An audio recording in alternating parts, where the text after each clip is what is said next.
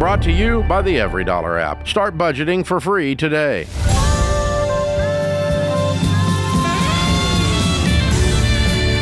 Live from the headquarters of Ramsey Solutions, it's The Ramsey Show, where we help people build wealth, do work that they love, and create amazing relationships. I'm George Kamel, joined by the one, the only Dr. John Delony, and we're here to serve you, America, to help you take the right next step for your life and your money. And the way you interact with the show is you call us at the number 888-825-5225. If you should be so lucky, our phone screener, Christian, will let you through the lines, and you will have the privilege, the honor of talking to Dr. John Delony. May not so much the of odds be ever in your favor. There you go. Hannah's kicking us off in Atlanta, Georgia. Hannah, welcome to The Ramsey Show. Hey, thank you so much for taking my call. Absolutely. What's going on? So I was in a toxic relationship and ended up getting divorced. Me and my ex-husband had a few car loans, and we had an apartment together. Once the divorce, or during going through the divorce, I ended up losing my job, and with that, I ended up losing my apartment that I had, and I also ended up losing one of my cars. So I have one collections that equals about $3,000. I have a car repo that's about $12,000. We did have a car loan that was joint together, and I just realized found out recently that the car loan that we had together has also been repoed. Oh. So I have about $55,000 in debt. $52,000 of it is in repo, $3,000 in collections, and I don't know what to do, if I should file bankruptcy or what steps I need to do. So sorry. This is like a terrible country song. Just one thing after another.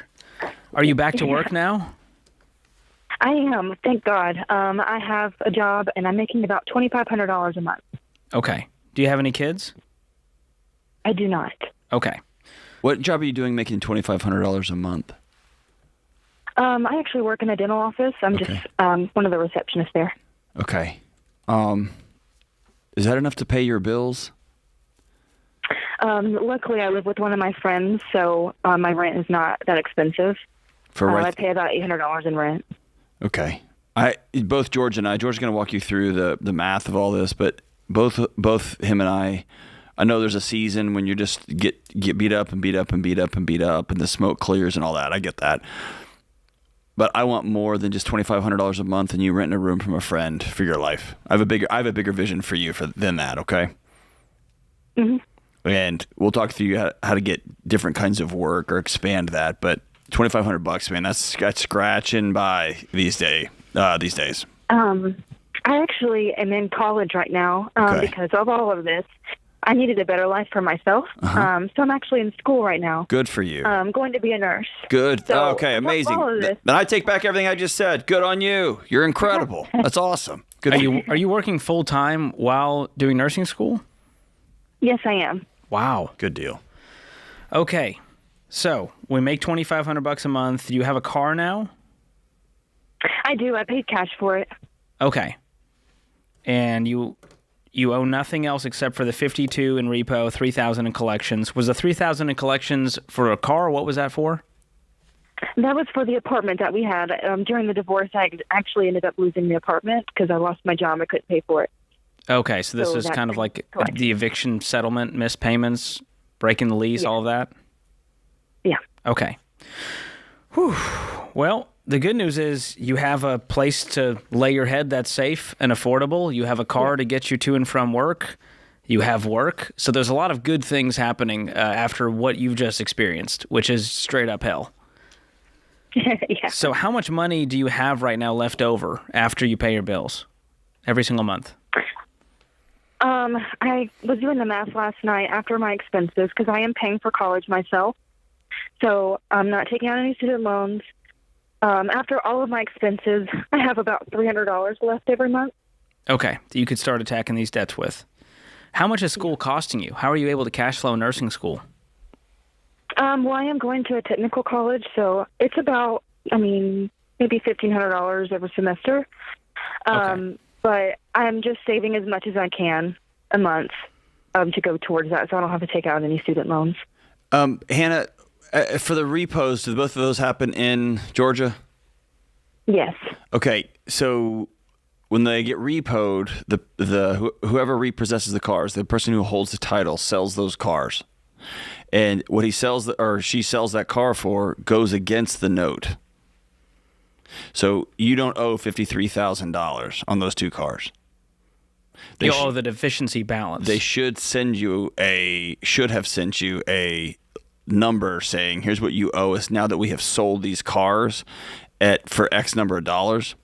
Now, it wouldn't surprise me if they sold those cars to their buddy for an insanely low deal. Like, I don't know how that all works, but you should not owe the total balance of $53,000. Okay. Have you been in contact with the repo folks? No, actually, the only way I found out about this was I just pulled up my Credit Karma and saw that the account was closed. Okay. And so I contacted the lender, and that's when I found out that it had been repoed. Well, in some of these that get repossessed, if they sell the car and the price they fetch is higher than what you owe on it, they actually owe you that money back, or have some sort of split depending on what state you're in. So I can imagine if they sold a $20,000 car and you owed $18,000, that they just kept that $2,000 and just didn't call you yet. Yeah. Do you have any communication with your ex? I don't. No. He has me blocked on everything. I can't contact him at all. Okay. And have you let them know that this debt is partially with an ex that you have no contact with? Yes. Okay. I would be proactive in talking to them. I don't want them coming after you because you've been ignoring them. I want them to know you by name, going, hey, she calls every week just updating us. Here's what I can pay. Here's where things are at. Here's my plan. And so I would work on getting on some sort of payment plan with them just to show that you're making effort to pay this off. And then, like John said, once you know the exact amount that you owe, now we can make a plan to say, how can we negotiate this? Can we get a lump sum saved up? How do we attack this so that we can get this out of your life and have you move on? But the only way out of this thing is to get rid of this debt off your record and out of your life. And Hannah, please, please, please don't file bankruptcy. You're nowhere near that case. Okay? Please don't do that. That was the thing. I didn't know if I should or what direction I should go in. We've seen worse situations. Way worse. And we still didn't tell them to file bankruptcy. And so there is hope for you yet. The key here is it's hard because you're in school. You're not going to be able to take on, extra side hustles and get your income up while you're in school. So how long until you're out of school and working? I've only been in school. It's a year now. This is my second semester. How long is the program? A bachelor degree for nursing is 4 years. Okay, so you could foreseeably be doing this for a while, living this life where you're trying to work full-time, school full-time, and trying to tackle the debt? Yeah. Okay, I've done that. I've done it, and it's not fun, but it's definitely doable. Okay?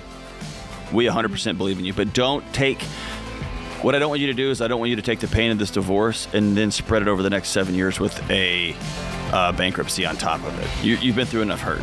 Don't do that. Hang on the line, Hannah. I'm going to send you a copy of my book, Breaking Free from Broke, as well as Financial Peace University. We want to walk with you as you climb out of this hole and start whatever's next for Hannah. We are cheering you on. This is The Ramsey Show.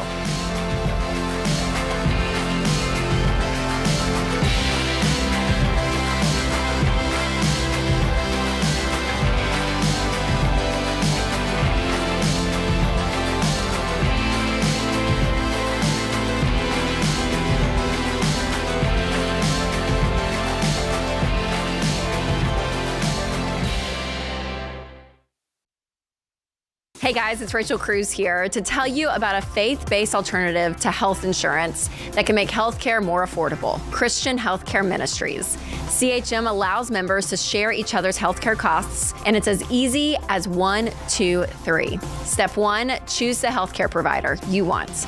Step 2, submit your eligible bills. And Step 3, get reimbursed. CHM members take care of your eligible medical bills. With no networks and the freedom to choose your healthcare provider, CHM is the best option for Christians who want to take care of their families and help other believers. Find out more at chministries.org/budget.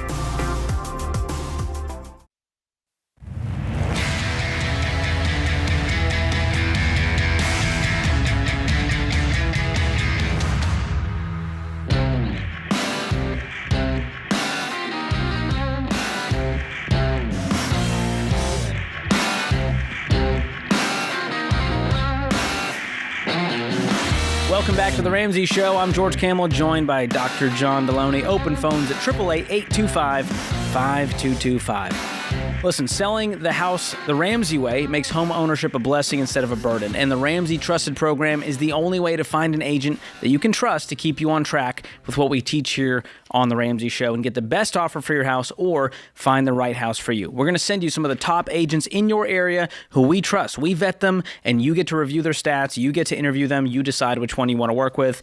And these agents have years of experience. They're pros. They've sold a lot of houses. They know what they're doing. They're going to help you make those decisions when it comes to pricing and marketing and making or choosing the right offer. So go ahead and find a Ramsey Trusted Real Estate agent for free at RamseySolutions.com/agent.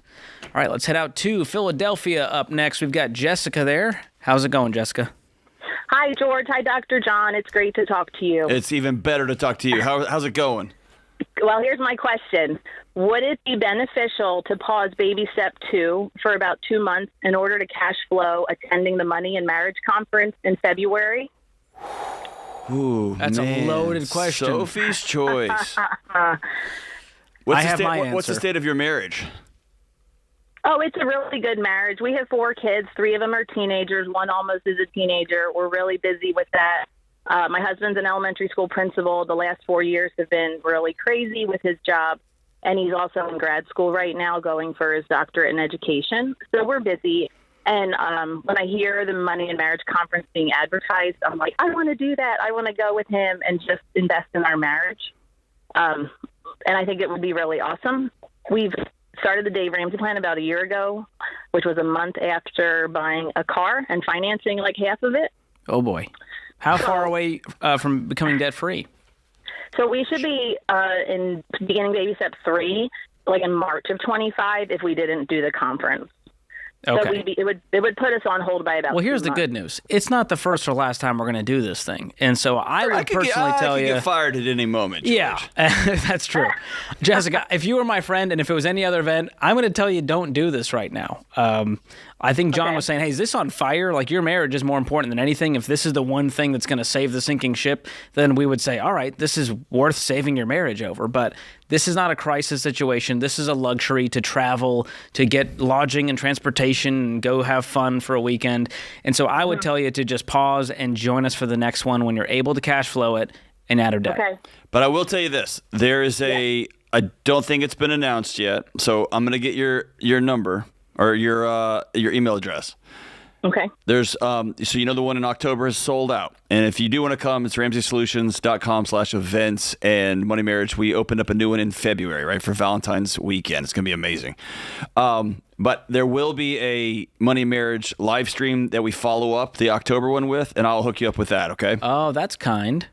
Oh, that would be amazing. So y'all can watch it at home. It's not going to be as cool as the one here, but it's going to be amazing. It's going to be totally different. It's going to be me and Rachel, and it will be awesome. So hang on the line, and I don't even think we've announced this yet, so I may have just completely messed up everything with live events. If I have, I did just mess it up. Kelly's saying it's been announced. Oh, Kelly's just telling me you're fired. She's mouthing, you're fired, you're fired. It's okay. It's all right. So, Jessica, we got you covered. So hang on the line here, and we'll send you the we'll get you hooked up with a free live stream. That's awesome. What a great pitch that we did not pay for the Money and Marriage event. So thank you for that, Jessica. Check that one off the list. I know, and it's tough for me because I want everyone to come because I know it's good, and also if you can't afford it, you can't afford it. Right? Yeah, you get priorities right now. That's right. So that's good. Thank you for that. James is up next in Allentown, Pennsylvania. What's going on, James? Hi, thank you for taking my call. You got it. What's up, man? So I am pretty new to the Ramsey show. I am looking to buy a car, which I have enough for in cash, but I have no real credit built up. I've had a credit card for about a year. I've only gotten like gas and maybe some dinner a couple times with it. But I'm worried about if I don't ever build real credit, I might, I'm worried about future mortgages and stuff like that. And I'm looking to see what I should do. You want to play a game with us? Yeah. Okay. Guess mine or George's credit score. Ready, go. 0. Ta-da. 0. Yeah. Well, you know what's funny? You know the reason people want a good credit score? So they can afford the financing of the vehicle. You've already achieved that. You've transcended the need for a credit score. Yeah. You have the cash to pay for it. So I will address the real fear that people have when it comes to buying a house, because they go, well, the mortgage company's not going to let me just get a mortgage if there's no credit history. And there's this thing out there called manual underwriting. It's not done a whole lot because America's obsessed with debt, and so everyone just has a credit score. And this is the process I went through in 2019 to buy a house. I didn't have a credit score. They said, all right, you can do a no-score loan through manual underwriting. We're going to look at your tax return, your income history, bank statements, and then a real person says, all right, George is qualified for this mortgage. And so you're going to be able to do the same exact thing. And our friends at Churchill Mortgage, they've been doing this for decades. They're the experts in this field when it comes to no-score loans. And that truly is the only reason I can think of where it's a valid point to go, all right, I might need a credit score here. And even then, there's a way around it. Okay. How does that hit you? It's a relief. I didn't want to have to finance anything. I'm really looking forward to staying debt-free for the rest of my life. Beautiful. So What kind of car are you buying? There's a way around it. Nissan Altima. Nice. And how much cash do you have saved up? A little over $30,000. Whoa, that's incredible. How long did that take you? I don't really spend much, so it's kind of just been saving for ever. But I love it. Close to 20 years. James, you just said something that I think is important for us to double click on. What's that? Buying a house with and using a mortgage. Using a manual underwriting. That's not actually the way around it. That's actually the thing that makes the most sense. The way around not having enough money or not being in a position where you have any business buying a house, that is where a credit score comes in, right? That's actually the hack. Because if you have cash, you just buy it.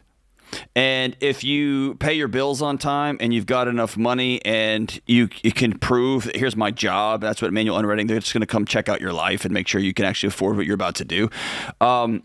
That's just a straightforward path. We've created, we started taking an exit around the actual, anything that makes sense. And now that's become so normal, right? You just see everybody exiting, so everybody just exits. And it really clears up the lanes in front of you. But the path should be, can you afford this or not? And if you can, and the only way we would tell you to borrow money is with a mortgage, do you have a life that makes this mortgage as for as few years as possible as it's going to be in your life? Do you have a life that can sustain this mortgage? That's not the weird thing. The weird thing is having to get this proxy to be like, no. We've looked at all the other places he borrows money, and he's pretty good with it. So we're going to give him a triple stamp and double stamp it. And not his first rodeo at not being able to afford things. Yeah. He never can afford things, and he always figures out a way to pay little bits and pieces of the things he can't afford. So he's good to buy your house. You see what I'm saying? You're doing it the right way. All right. Just the chaotic way. Just some encouragement for you. We live in a... Yeah, that's the weird part is that it's so normal now to be broke and to have to navigate this stupid broken financial system that when you do it any other way, people look at you funny. And I guarantee, James, when you go to the car dealership and you go, oh, no, I don't need to go to the financing office, I'm just going to write you a check. They're going to be like, what? And they're going to try to convince you that you should finance it. They made anyways. me go. I walked in and said, the second time I bought a car, the first time my kids were with me, it was a disaster. And the second time I said, I work for Dave Ramsey. I'm on the air for the Ramsey show. I'm going to write a check. And the salesman was amazing, but he goes, dude, I hate to do this, but they're going to call you. They're at least going to call you. And I was like, okay. All right, it just can't not. They can't not. So, James, they're going to try to sell we it say to that be careful when you step foot on that dealership or wherever you're buying the car from. Do your due diligence. Don't let them talk you into anything. They're going to make you feel stupid, out of touch. You're dumb. Oh, you're one of those idiots that listens to that show. And you're like, no. I'm one of those idiots that sleeps all night. They might even offer you a discount for financing with them. Don't take the bait. They are in the business of making money. Cars are quite literally the vehicle they use to lend money. That's it. That's how it goes. And James, hang on the line. I'm going to send you a copy of my book, Breaking Free from Broke. I want you to read the credit scores chapter because I think it will make you have an even worse taste in your mouth towards the system and help you overcome it. This is The Ramsey Show.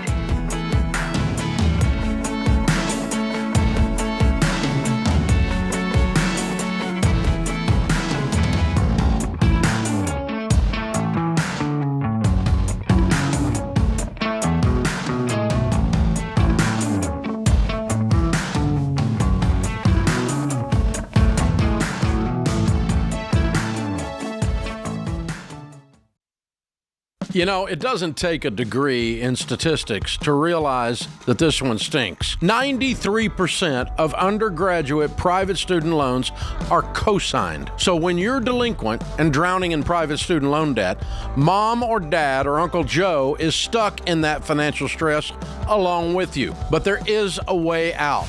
Why Refi? Why Refi offers a custom refinancing option with a fixed rate loan based on your ability to pay. And the average interest rate Why Refi offers is 3.9%, which can significantly reduce your monthly payment and decrease your total cost. Why Refi refinances your defaulted private student loans that other places won't touch. And I trust them to help you get out of debt. So don't be another statistic in the student loan swamp. Contact Why Refi at 844-2-RAMSEY or go to whyrefi.com/Ramsey. That's 844-2-RAMSEY or the letter Y, then REFY.com/Ramsey.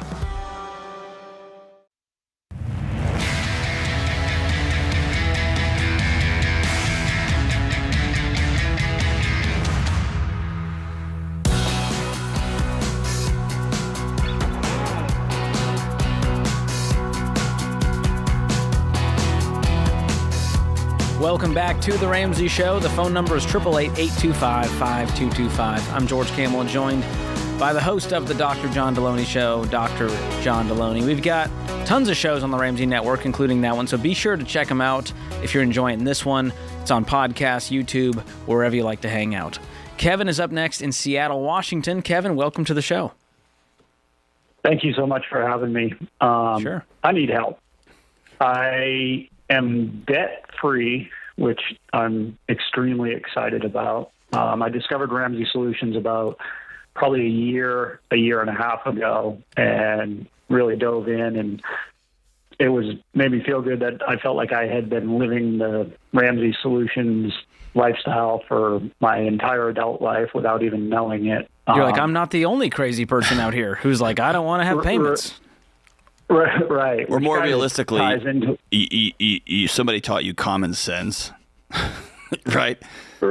Well, yeah. I mean, I when I graduated college, I was just shy of $70,000 in student loans. So I immediately out of college, my focus was to pay off the student loans. My goal was get that done when I was 30. I managed to pull it off just before my 29th birthday, and from there, I purchased a house with a mortgage. I didn't really have much money saved up at that point. And then spent my 30s, focusing. I had a couple roommates in and out, and just, picking up side jobs and focused on trying to pay my mortgage off as fast as I could.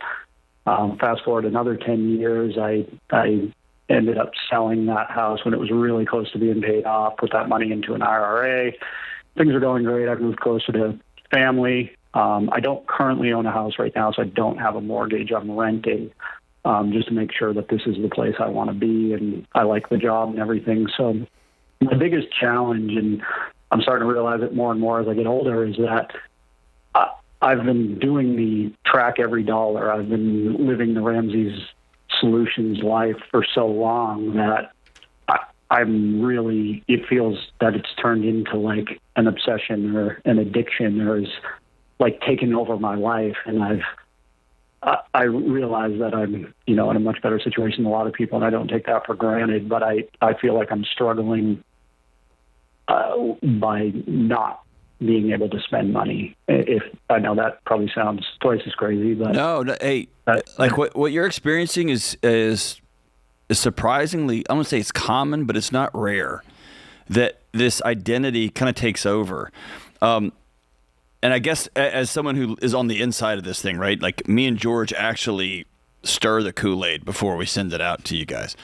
Probably the top 3 most expensive meals I've ever eaten in my life were with Dave, right? So Ramsey's not about not spending money, and not about buying really nice things, and not about having amazing dinners and experiences with your friends.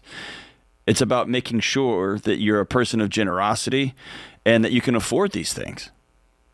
Right. And you so can't. How do you, but I think it's almost turned into like fear because I've been, like I said, when I graduated college, I just needed to pay off the student loans, right? So that's where every dollar went. And then once that was done, then it was a mortgage, and I only focused on that. And then, the fear was always not being able to do that. What was right? money like growing up for you? I would probably lower middle class. It never went without, but we were just happy and everything seemed fine. And and if you're lower middle class, there was a tension in your home that was palpable. Right. I guarantee you. And whether you knew it to be that or not, if you're lower middle class, things are tight all the time. It was definitely. We were happy, but it was definitely tight. There you go. So, and my guess is that's wired into your nervous system. And so how do I break? Being 45 years old now, and ancient, feeling like I can write everything down on a piece of paper, and I can be like, I'm gonna be okay. But I can't convince myself. Can I tell you a trick? It's not a trick. It's just it's just the path. But I want you to know you're not crazy. I grew up and it was very, very similar. Lower middle class. Things were scary, and my dad never said we're broke and we're poor. He never said that. But when I would say, "Hey, I'm out of deodorant," I could see him wince. And when I went to get seconds and there was very little food, I would kind of just exhale, right? So I caught it. It was a part of me, right? And now my life is very, very different. And recently, my family's moving, and I told my son, who's 14, I told him, I have this weird gnawing pit in my stomach now. And he said, why? And I told him, because it's still wired into me that everything goes away. Right? And so here's what I want to tell you. You cannot outthink this. One of the great modern lies of the modern mental health movement is that you can become mentally okay, you can become mentally and emotionally well by just sitting around thinking about stuff. That's just not true. You have to act differently. And so what does that mean? For you, you have to choose to stop ruminating. When your mind starts spinning and spinning and your heart rate starts going up and going up and going up, you have to choose to say, oh, I know what you're doing. You're trying to protect me, body. I'm all good. And then you have to think of something else. You have to choose that. It's the same thing I tell like a parent who's lost a child. Often that last picture of the kid in the funeral home will just lightning bolt into their mind. And they get to choose from that moment forward. Are you going to meditate on this picture and think about it and have your body just go back to that spot? Or are you going to exhale and then immediately replace that picture with little kid on the big wheel? You get to choose that. Right. And here's the second thing. You have to build into your budget giving and spending. You're going to have to practice this new way of being. Dave has taught me to really look at the ratios because my nervous system can't handle the life I have now compared to the life I grew up with. And so I simply have to look at the ratios. Do I have enough money for X and Y and Z? Yep, I do. Okay, cool. Then I'm going to give this much away. And dude, it is like, but you exhale. And then I'm going to buy this for my wife because I love her. And comparatively, it's less than 0.0000% of my net worth. I'm going to buy it. And I practice and I practice and I promise you it gets easier. Are you single, Kevin? I am, yeah. No, don't get over it. Don't get over it. Go right through it. So what we're saying is in that every dollar budget, you're going to force yourself to give more than you ever have, and you're going to force yourself to spend more than you ever have, and you're going to find a new hobby, and you're going to pour some money into that and start to see what that feels like. And over time, that will become normal. That's a normal part of the budget. That's what I want. Kevin gives more. That's what I want. Kevin spends more because you're great at saving. We got that dialed down. Right now we have a flat tire, so we need to inflate the other parts of our life artificially right now by forcing it in the budget. It's total artificial, until it becomes, you know what? I enjoy golf. I'm willing to spend $200 a month on this hobby over here. And let me challenge you on the giving part. I want you to tithe or do whatever your faith tradition practice tells you to do. But I want you to, when I talk about giving, I want when you go out to eat, I want you to find a busboy who's cleaning up tables and just scrubbing and scrubbing and then going from table to table to table. Walk over and put your hand on that guy's shoulder and he'll turn around And because most people walk past that guy every day, they don't even look at him as though he's a human. And I want you to stop, and I want you to hand him a $100 bill and say, I see how hard you're working. I'm really grateful for you. Just watch his eyes. Or go to Waffle House and tip the waiter $200 on a $20 plate of diabetes. And, dude, they will follow you out in the parking lot, and they'll hug you because you just paid their electric bill and their water bill and whatever was due. You see what I'm saying? Like, you will experience generosity. And watch what happens to your body. You're going to feel more joy than you have in a long time. Because truthfully, there's very little joy in saving and investing. There's more joy in spending, but there is way more joy in giving. And I think that's going to unlock something for you, Kevin, as you start to do this. I want you're changing your identity, so I want you to write down on a piece of paper, I am so-and-so, and I'm a person who is a good steward. I give. I'm so-and-so, I'm a person who has a good time with my money. I'm so-and-so, I am smart with my money. And we're going to start from there. We're going to backfill that with habits and make it happen. This is The Ramsey Show.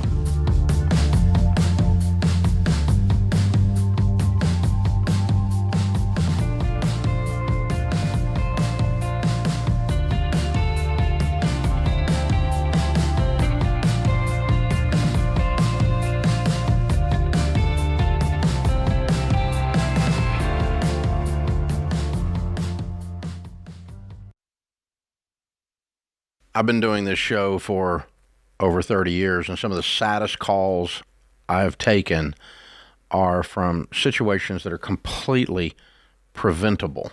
Yeah, and what's so hard is I feel like one of those, especially the ones that I'm like, oh, it's terrible, are people that call in and their spouse has passed away suddenly and they don't have life insurance. We actually took a question of a lady, and she had 3 kids, pregnant, and husband didn't have life insurance.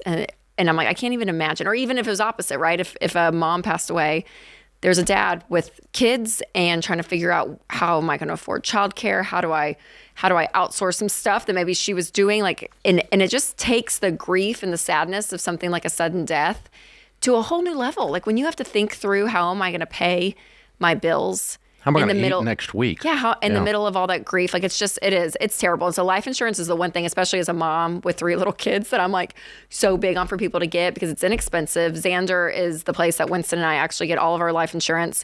And we keep re-upping it because I'm like, I just want it there. Like there's something about that safety of knowing that you have money if something suddenly happens. And it doesn't cost much because Xander shops among a gazillion different companies. It doesn't cost much. You just have to admit that someday you're not going to be here. You got to say it out loud, and you got to say, I'm going to say I love you to my family by taking care of them and taking the time to put this stuff in place. It costs us stinking pizza. It really is. So that is one thing to do, to say I love you to your family. So we've used Xander for all of our family's needs for insurance for many years, including, of course, term life insurance. To get a free quote, go to 800-356-4282. That's 800-356-4282, or go to Xander.com.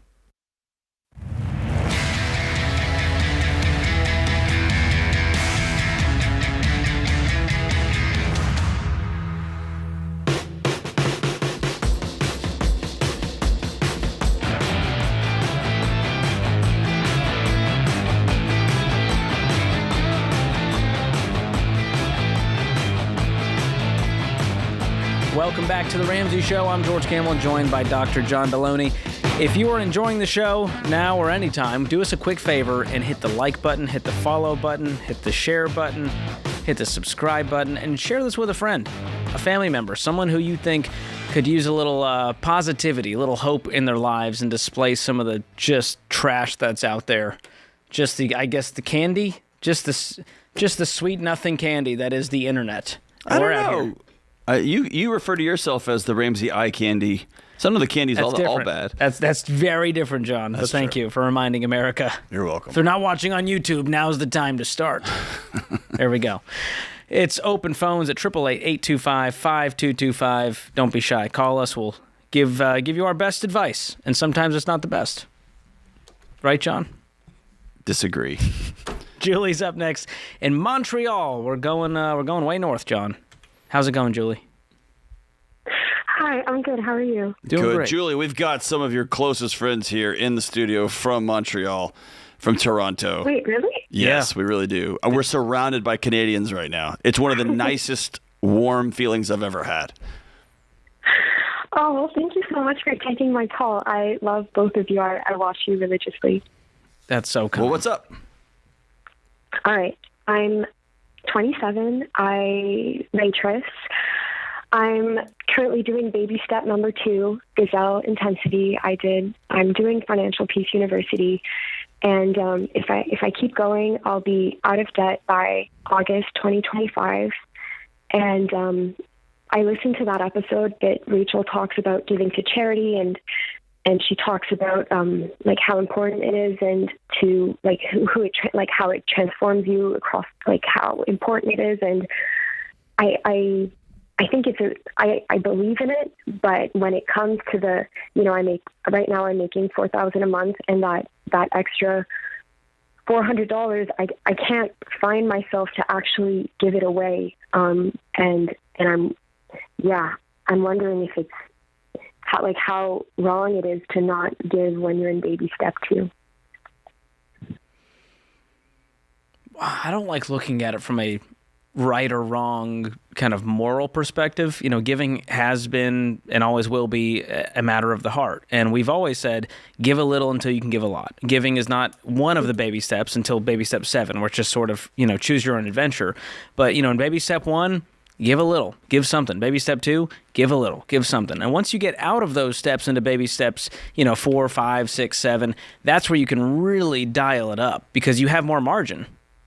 And so right now, you're saying $400 is that 10%, or are you saying $400 is how much you can throw at the debt? That would be 10%. Okay. Is that what your church is asking of you? No, but in your budget, you say give 10% of your income. Okay. So, yeah, I misunderstood that. Well, it's coming from Rachel's perspective, and she's a Christian, and so tithing 10% is built into her spiritual practice, into her faith practice. If you can't breathe, if you can't eat, then I want you to be well and whole. I think what George is getting at is it's an ethos. It's a way of being. Does that make sense? And so if you can't give $400, don't give $400 today. But I do want you to pick up somebody's gas at a gas station. I do want you to put into your budget, I'm going to give $35, or I'm going to give $50 away. And I'll tell you, the more it pinches, the more it becomes a part of you. The more it hurts, if you will. But giving to where you walk around with your eyes open and you get your eyes out of your belly button. And our whole world is forcing us, not forcing us, our whole world encourages us to walk around staring at our own navels and wondering, how do we feel? And what do we feel? And how do we feel? And how do we feel? Giving helps you look up and see humanity, see your neighbor, see that person who doesn't have what you have. And it gives you perspective on your own life. It gives you perspective on your own challenges. And you get to see in real time, I don't have to wait for somebody in some government house to solve the world's problem. I can be a part of this too. And I see you, neighbor, and I'm going to help you out. It's an ethos, right? It's way less a math problem. And even inside the Christian faith, there's people who 10%, gross, 10% net. It's going to be a question that you have to answer for yourself when you sit down and budget. But yeah, I'm with George, man. Make it a part of who you are. And make it fun. I don't want, it feels like right now you got to hit a quota. I just want you to, have that spontaneous spirit like John's saying. I have a line item in my budget just called Bless Up. And we just set aside a little bit of money, and whoever sees an opportunity, we just get to give. And maybe that's how you start to frame it up. Instead of a certain percentage, you just say, here's how much I'm able to do this month. Here's how much I'm willing to do. And you just make it fun and you make it matter. And I think that will unlock something in you. And guess what? A year from now, you're going to be in a different place. So this is not a life sentence, and so I wouldn't put too much pressure on yourself to do a certain thing a certain way. Does that give you some peace? Yeah, that definitely helps. Thank you. Okay. Absolutely. All right. It's a great question. That's a great question. I love the spirit of it. The fact you're even asking this tells me that you're going to be a very generous person. If you're even struggling with it, like, I want to, but it's hard, better than, I don't even understand why the heck would you even do that? Yeah. All right, John, is that up next in Des Moines, or as some of my friends call it, Des Moines? One of your friends does. One of my favorites. John, what's happening? Hey, George and John. Thanks for taking my call. Yeah, what's going on? What's up? Well, to keep it straightforward, my wife and I, we're receiving pensions that meet all of our family's living expenses. So is there a need or benefit to still investing in a retirement plan, like a Roth IRA or 401k? I'll tell you what I would do. I would still recommend diversifying away from the pension. And there's a few reasons for it. The obvious one is that you don't have any control over the pension, and that if something happens with the company, the pension dies too. And they perform poorly comparatively to you investing on your own through a 401k or an IRA. Okay, I guess, and to clarify, so I'm retired military, so I receive a retired pay from the government plus a disability. So I guess if that funding stream stops, I think we're all in a worse way. Absolutely, that would be a scary one. How much is it? Is this enough to sustain for the next foreseeable future, regardless of what happens with your expenses? Yeah, so between the two of us, we make a little over $10,000 a month in just the disability and retirement pay. Okay. And what's your life like right now? What's your financial picture? Do you guys have any debt? We just have the house left. We have about $87,000 left to pay, so another year and a half, and then we'll be completely debt-free. Amazing. And what kind of retirement dreams do you guys have? Have you talked about that? Well, we're kind of living them as we go. So we're just enjoying time. We have 2 kids, a 9 and 10-year-old, so we're just, getting in that family time when we can, traveling when we can, and then, giving our time and money when we can as well, because we're definitely a blessed situation. All right, John, I'm going to ask George a question on your behalf. Is that cool? Yes. If I was John and I was getting $10,000 of a federal pension every month, and I was 18 months away from having my house paid off, I think in my house we would pause any sort of additional investing and get that sucker paid off, because that feels like a liability that doesn't really even need to be there. Is that bad? Is that bad math? No. I mean, I think, truthfully, John, you're going to be okay either way. I just still no one's ever complained that they had too much wealth to pass on and leave a legacy with. And it doesn't sound like you guys investing, 15% of your income would really change your life all that much. But it could change the numbers down the line. Okay, so my wife, she currently stopped contributing to her Roth IRA and 401k, so we can pay off the house and get rid of that liability. Okay, good deal. I didn't know if there was a benefit or need for us to actually continue with the retirement accounts, if that's something that we can pass on to our kids or anything like that in the future that we need to think about that I'm not aware of. Yeah, well, the thing to think about is with a Roth IRA, you need earned income in order to contribute to that. And so while, y'all are working, that's a good thing to use. The 401k is a good thing to use. But again, if this is guaranteed from the government forever, you're going to be okay. But I would just rather be diversified and have more options of where I'm pulling from and when with those other retirement opportunities. So thanks for the call. Sounds great. Yeah, thanks for your service as well. This puts this hour of the Ramsey Show in the books. I'm George Kamel. He's Dr. John Delony. We'll be back before you know it.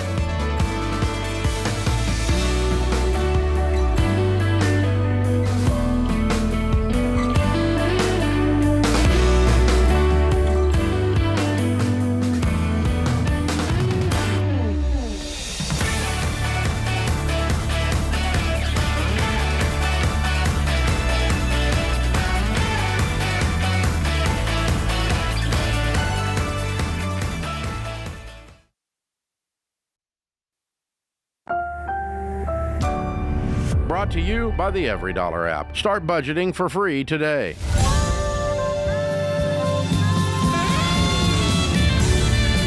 From Ramsey Network, this is The Ramsey Show, where we help people build wealth, do work that they love, and create amazing relationships. I'm George Kamel, joined by my good friend Dr. John Delony, and we're taking your calls at 888-825-5225. We'll do our best to help you take the right next step for your life and your money. Sarah's going to kick us off this hour in Green Bay, Wisconsin. Sarah, welcome to the show. How can we help? Hi.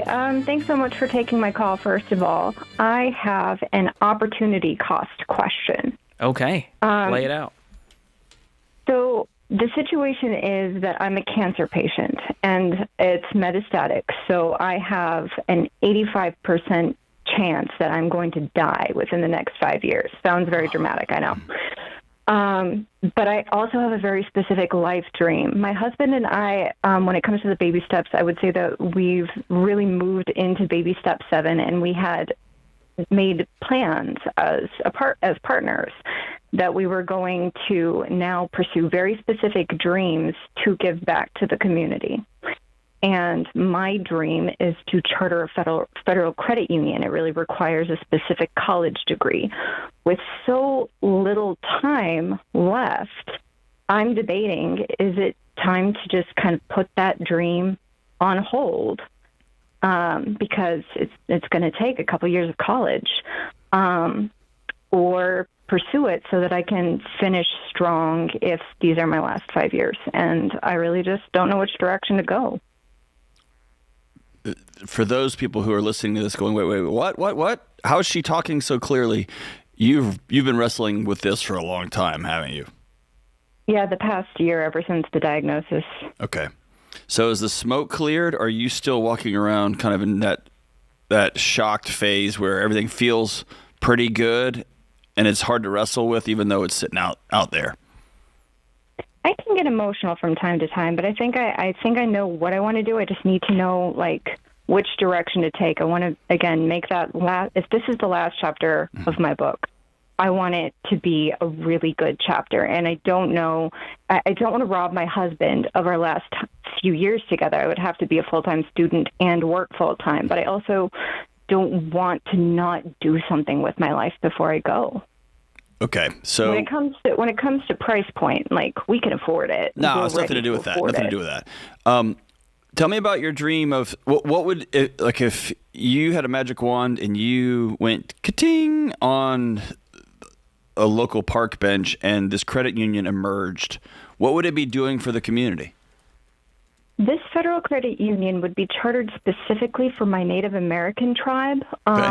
To basically, there's just so much poverty and so much lack of both resources and training within my tribe that I want this federal credit union to give them access to a specific type of loan and the coaching that they need to be successful so that they can begin having that opportunity.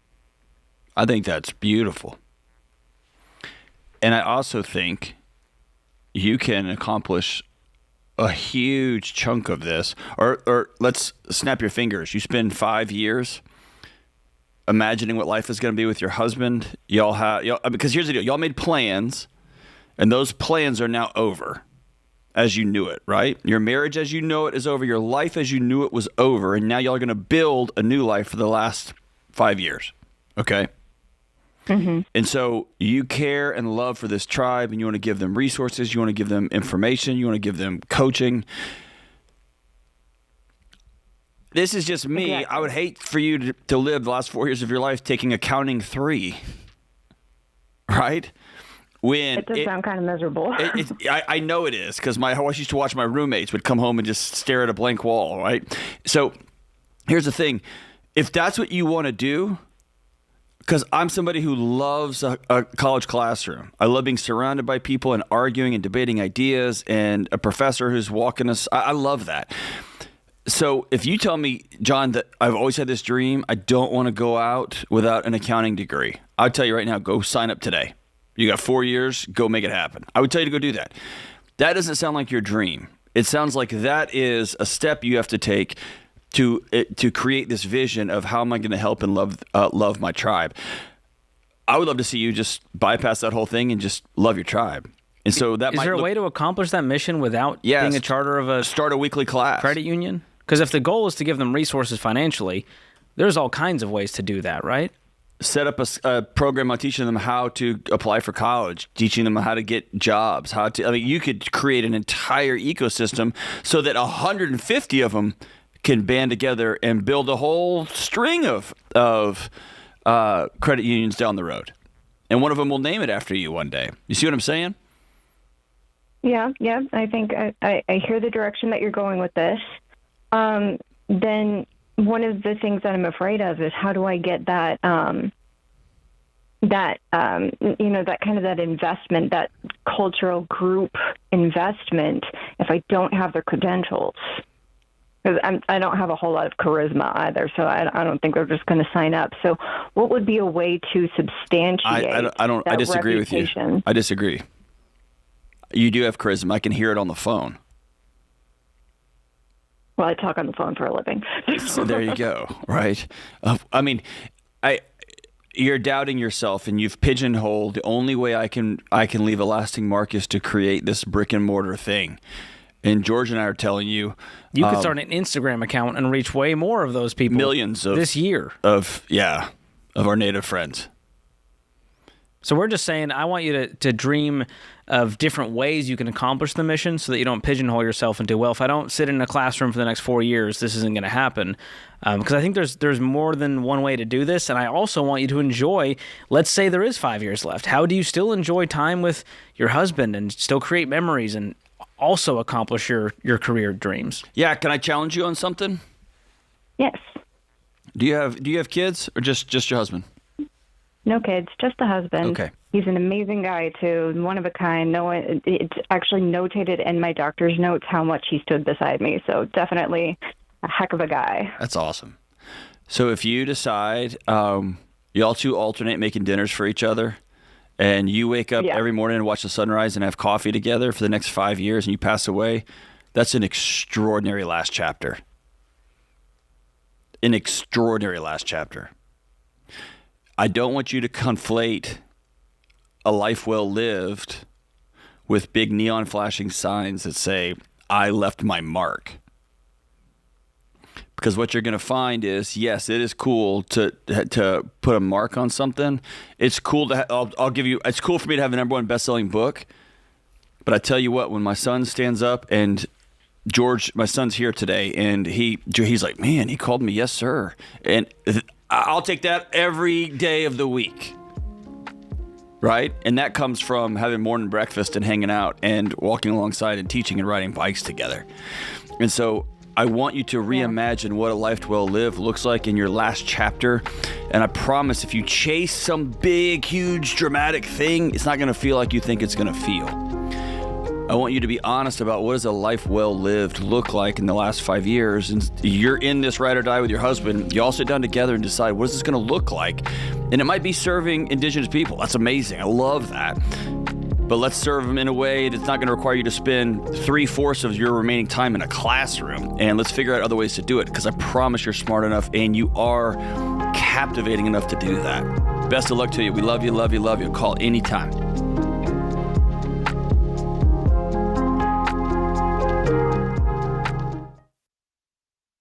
Your home is probably the biggest purchase you'll ever make. And with the real estate market like it is now, you'll need a mortgage company you can trust. That's Churchill Mortgage. You guys, buying a home is not a button push. It's a process. It takes building a relationship with an expert who will dig into the details and give you peace of mind without busting your budget. Churchill is one of the highest rated lenders in the country. And they're Ramsey trusted because they do what's right for you. Go to churchillmortgage.com to get started.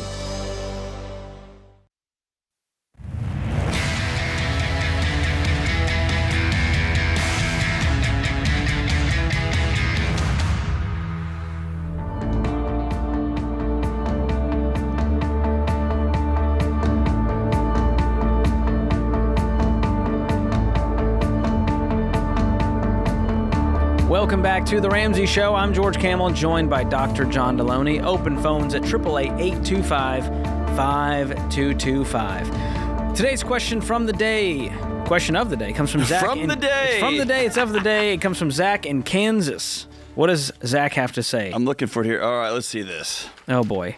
Is this a real question? This may be my favorite question of all time. This is my #1 favorite question of the day ever.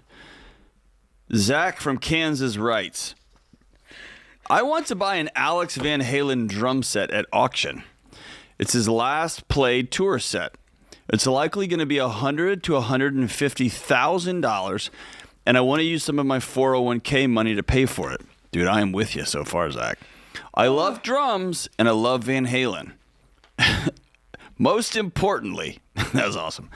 I think it will go up in value rapidly, more rapidly than my 20% increase in my retirement fund. That's how much it's gone up so far this year. I think it's a good investment because it's rare. I would like to hear your thoughts and insights. Oh, man. Easily. Number one, favorite question of all time.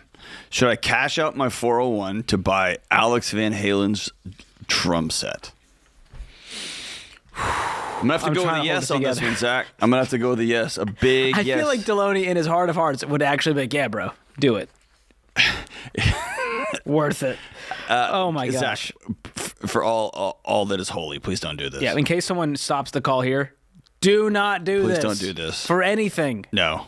Especially not an Alex Van Halen drum set. I think it will go up in value more rapidly than my 20%. Okay, let me explain. This is a good lesson in compound growth, John. You want to play the game? Well, you going to bite? There's two investment lessons here. You teach the one on compound growth. I'll teach the one on stuff. Okay. So, I remember when they asked Warren Buffett about crypto, and he said, I wouldn't buy all the crypto for $25. And they said, why? And he said, because no matter how much it goes up in value, that value is not real. It's a proxy.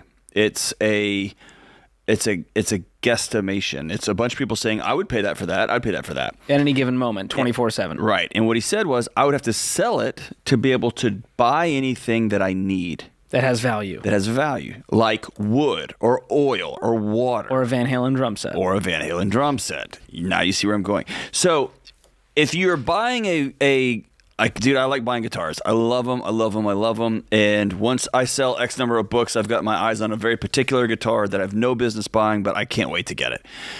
I get that. But to say that I'm doing this for an investment would mean at some point I have to sell this and hope that somebody will still buy this for this much money down the road. And so I do not think it will appreciate more than 20%.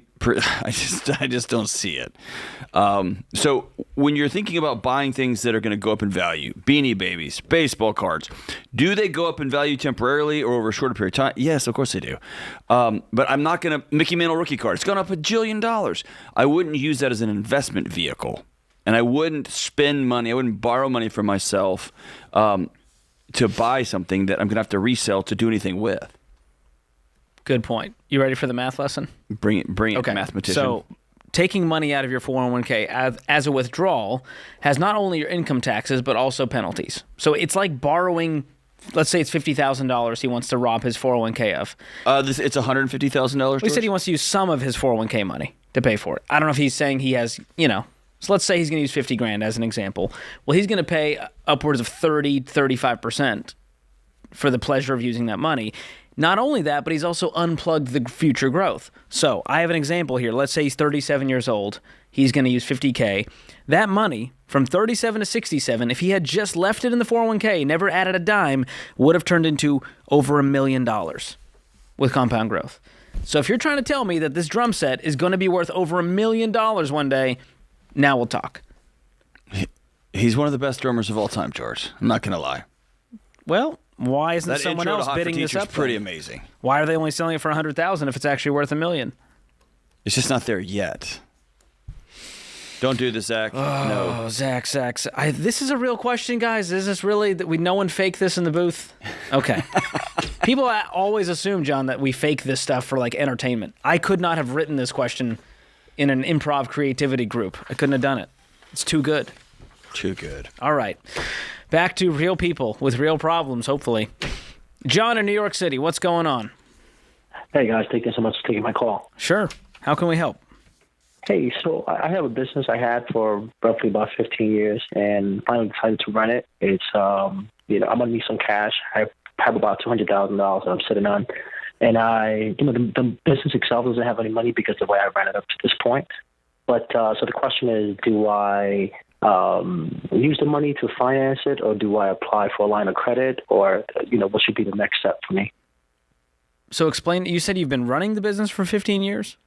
I had it for a while, but I had such a nice job. I never really thought about ever quitting the job, which I did a year ago, to actually run it. So it was basically, I was paying really well. Whatever the money was coming in was going right back out. I started at $346 a month, and fast forward, it's at close to $800,000 right now. And on contract, I have now a top line of 3.2. Wow. Which is gonna, that's where I'm going to be at this So time top line next is year. $800,000 a year? Right now, but on the contract right now, starting July 1st. So at this time next year, it's going to be my top line is going to be 3.2. And what is your net profit? 30% on that. 30%. Okay. So why are you needing to finance anything? Why can't you just pay cash for whatever you need to do to scale the business? That was the question. See, up to this point, I've been running it in such a way that I never even bothered to. I took a very tiny salary. And so now that I quit my job a year ago, I decided I'm going to grow this business. We're going to build something for the family, like a family legacy. And that, but I have $200,000 I've been sitting on because I come from nothing. And just the fear of going back to nothing is the reason why I'm holding on to cash. And so that was the question. Do I go into debt for the first time in my life, or do I, well, not the first time, I actually have a house and an investment property. But again, that's not really part of the equation right now. I'll tell you, the best way to run a business is debt-free. And that's how Dave Ramsey started this company, the studio we're sitting in, this building we're sitting in, all was done at the speed of cash. And it's how we teach all business owners to run their business in Entree Leadership, which is our business arm of, teaching people how to grow and run a business. And so I would highly recommend you continue to run this business debt-free, move at the speed of cash. Don't get ahead of yourself. Don't get starry-eyed. Don't, go finance $1 million to try to scale this thing. You've done an amazing job doing it with cash. There's no reason to turn to a lender now. Good enough. I've been actually having to turn business away because I don't have enough cash for the, what I'm going to need in terms of buying equipment. And I'm okay with that, just so you know. What kind of business is it? It's like it's cleaning service, property management, deal with a lot of large commercial properties. That's all I deal with. And, everything is with contracts for a year at the very least. We don't, we're doing well, and we project to do even well and grow even more. But I'm having to turn business away because I don't want to do it after, I'm hesitating. I found you guys like about a year and a half or so ago, and I'm late to the principles. But again, I don't have any debt. I don't. Listen, John. Listen. Well, here's what you just did. You've been moving, and you just signed the big one. You just signed one that's going to bring in millions of dollars. And so I want you to step out and look at 10 years from now. If you nail this one, it's going to put... I'm going to. I know you will. But it's going to put millions of dollars in your pocket. And that is going to be what you buy the new equipment with.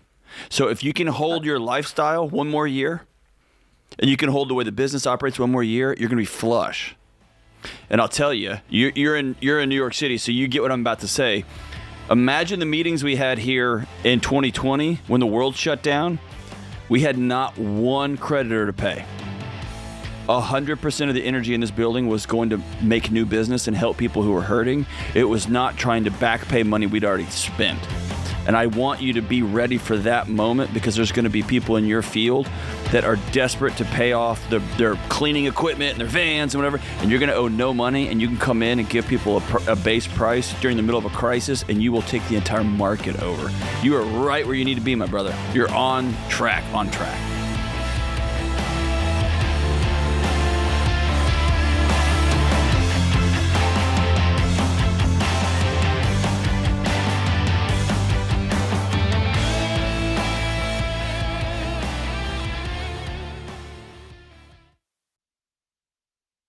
Hey guys, here's a quick math refresher. There are only 24 hours in a day.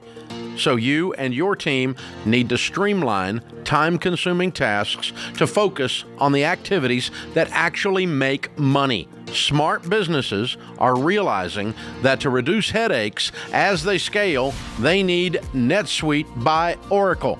NetSuite is the #1 cloud financial system, bringing accounting, financial management, inventory, and HR into one platform. With NetSuite, you reduce IT costs because NetSuite is cloud-based. You cut the cost of maintaining multiple systems because you've got one source of truth. And you improve efficiency by bringing all your major business processes into one platform, slashing manual tasks and errors. So join the 37,000 plus companies, including Ramsey Solutions, that have done the math and are boosting their efficiency with NetSuite. And right now, download NetSuite's popular KPI checklist designed to drive the right behaviors for your business absolutely free at netsuite.com/Ramsey. That's netsuite.com/Ramsey to get your free KPI checklist.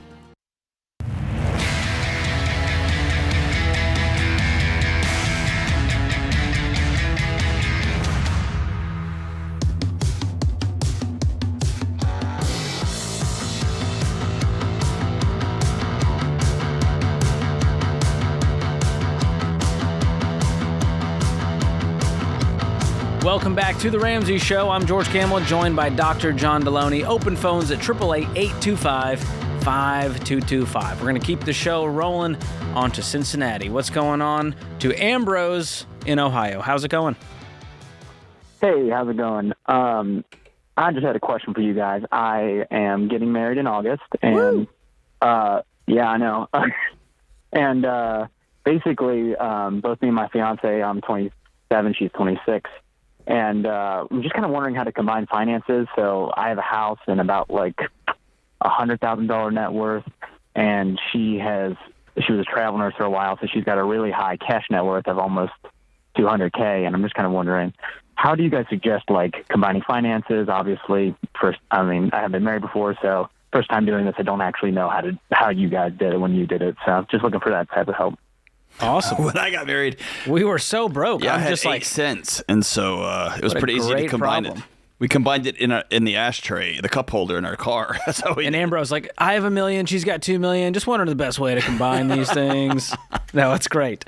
I love that you're thinking about this. So you own a home. What's left on the mortgage? It's about a $200,000, or it's worth. I don't know. It estimates it goes from $220 to $240, and I have $140 left on it. Okay, so you got about $100,000 in equity there. And is she renting right now? No, she's at home with her parents. So, okay. So once you guys get married, is the plan for her to move into your house? Yep. Okay. And do you guys have any debt other than your mortgage? No debt. And she has $200,000 in cash? Yeah, she was a travel nurse during all of COVID, so pretty good. This is amazing. And you have cash as well?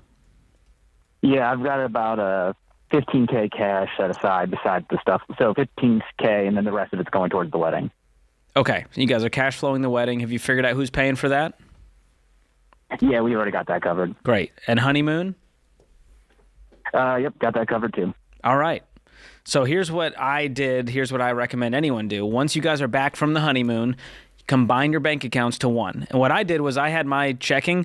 I just made it a joint checking and added her to it. So it's not like you both have to close down your accounts. You can just create out of yours a joint checking, add her to it. She can shut hers down. And then you guys have a shared joint checking savings account as well. That can be a high yield savings account with an online bank. And that's really all you need as far as the tactics. And outside of that, are you going to live in this house for a long time? Or anything? Wait, ask your question again. Sorry. So basically, also there's like no tax implications of combining finances and considering net worth. No. This is y'all's money. Are you going to live in your house? Is this going to be your permanent place? Yep. I'm going to probably be there for about 5 years or so. And she's excited about living there?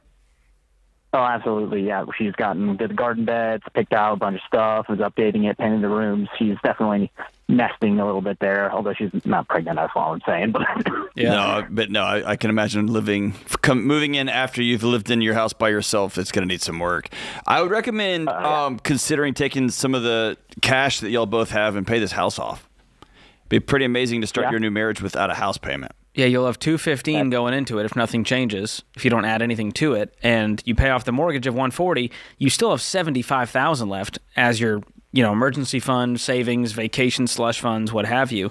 And that would put you in the Ramsey baby steps at baby step 7 at a very, very young age, which boggles my mind. Now, the question is, what is she going to think about using her $200K toward this mortgage? I don't know. It's going to be hard to convince her. She does want to invest in that because it's kind of just sitting in cash right now. Pay off your house. That's the best investment you can make. a forced fixed savings rate. You don't have to worry about what the market did with your money. You guys are sitting pretty. What's your mortgage right now? What's the monthly payment? $1,200. Okay. So you'd free up probably about $1,000. You know, obviously you still got to pay property taxes and homeowners insurance, but that's an extra $1,000 you guys now get to invest on top of your amazing incomes. What are you guys going to be making together once you're married? 160. Woo! Okay, can I recommend something before you do any of this stuff? Y'all need to go out and have a dream about money, a conversation about money. Because I'll tell you what, you're going to start off and you're going to drive out of the church parking lot with 2 flat tires if that money is still her money. And if your house is still your house. Yeah. When y'all drive out of that church, that's y'all's money and that's y'all's house. And so if y'all decide we're going to pay your house off. And if y'all decide we're going to live a life where we owe nobody anything forever and our entire destiny is up to us moving forward, I can't even imagine how amazing that would be. I'm just like trying to put myself in your shoes, thinking about the fights and the discouragements and the near calling it quits me and my wife had the first few years. And so much of it was over money and jobs and where we're going to be. Y'all will have all of that behind you if you wish. But y'all need to get on the same page with all of this becomes ours, and just practicing talking about that and deciding what kind of life do we want to have. You get what I'm saying? Yeah, that makes a lot of sense. Okay. That's the most difficult part because she worked really hard to save up $200,000. And so it can be very jarring for you to come in and be like, all right, sweet, we're married now, so you're gonna pay off my mortgage. And you need to change the language around all of this. Well, this is now our money. This is our mortgage. This is our house, our dreams. And what is our best path to wealth and peace and joy? And 100% of the time, that is debt freedom. That's a part of it, and you'll have plenty of time to invest. I'm not worried about the fact you guys will be multimillionaires if you invest from 27, making high 6 figures all the way up to 67. It will boggle your mind. But for now, in the meantime, while you guys are young, I'd rather free up a mortgage payment and enjoy that money, invest some, give some, spend some, go on some trips. How does that hit you? Awesome. That makes a lot of sense. I appreciate the advice. All right, go get him, brother. Goodness gracious, what a wonderful problem to have. And here's the other side. If she came in with $200,000 of, I don't know, medical school debt, that would also be our debt. It'd be our debt. That's right. It's a lot less fun than coming in with $200,000 of net positive cash flow. Right. But it's the same principle where you have to swallow your pride and go, I did so well saving and she came into this, well, that's her debt to pay off, and so she's going to work on that. Well, that's a one-way ticket to a real sad marriage. Yeah, and it's also tough to, so often when you are able to and you're blessed enough to build up some pretty significant cash reserves, you almost don't realize how much you start leaning on it. Like as an identity, as a safety crutch, like I'll be okay, I can do anything, right? And so when you get married, and of course you don't want to have a house payment, but I mean, I've been leaning on this for years. Like, this is my $200,000 that I can do anything at any time with. And it's like, no, now it's us. Right. And that's a hard transition to make. I get that's really tough. Yeah. Probably one of the hardest conversations as you combine lives together is just getting over that hump of what are we now going to build together? Because there's some compromise. It's not like you marry the same exact person who's like, oh my gosh, I was thinking the same thing. You should definitely do that. There's going to be some arguments and spirited debates over what to do. There should be. But when it's born out of the same values, right. Well, now we can get somewhere. We can actually compromise and not lose our principles. And I think it's asking, what do we want our house to feel like at the end of every day? I want it to feel warm and hilarious, and if we just want to watch TV, we can watch TV. If we want to just go for a walk, we can do whatever we want because we don't owe anybody anything. And that's how you reverse engineer that. Oh, then I'm just going to go ahead and pay the house off because we have this money sitting in this account. That will be better than, all right, let's buy a duplex and we're going to arbitrage it. Jeez Louise. And going down that. Well, we know money fights and money problems are still one of the leading causes of divorce. And so when you can start out your married life with zero debt, I'm telling you, it's going to decrease the amount of money fights and money problems you have. Yeah, man. You're going to have to go look for some problems. Oh, that's good. That's good encouragement. They'll find you. They'll find you. They always do. They'll find you. Well, I found, John, that even though my wife and I don't argue about money a lot, still a lot of arguing, you know? I'm like, why did you have to buy so many throw pillows? Well, I have to see which ones look good, then I'll return the rest. America, and then it's girl math. If she you made can money. help solve the problem of how many pillows are on my bed right Why now, are there so many pillows? I will never, ever understand that. You're not even allowed to put your head on them. I have 2 doctorates, and I don't understand why we need so many pillows on our beds, George. For the aesthetic that no one sees except you. Help, America. Help. Send help. This is The Ramsey Show.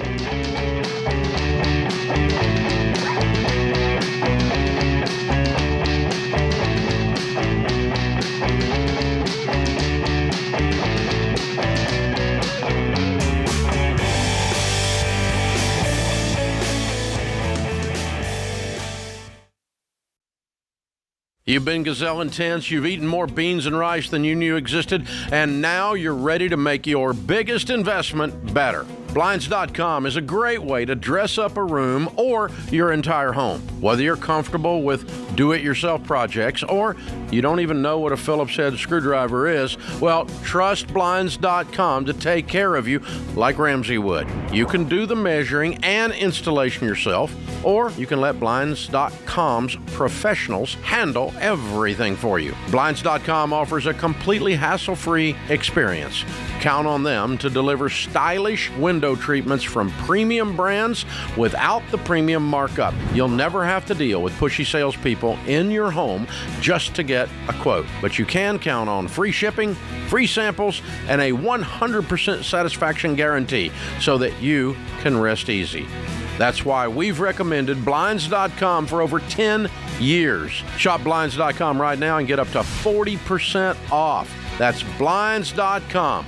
Rules and restrictions may apply.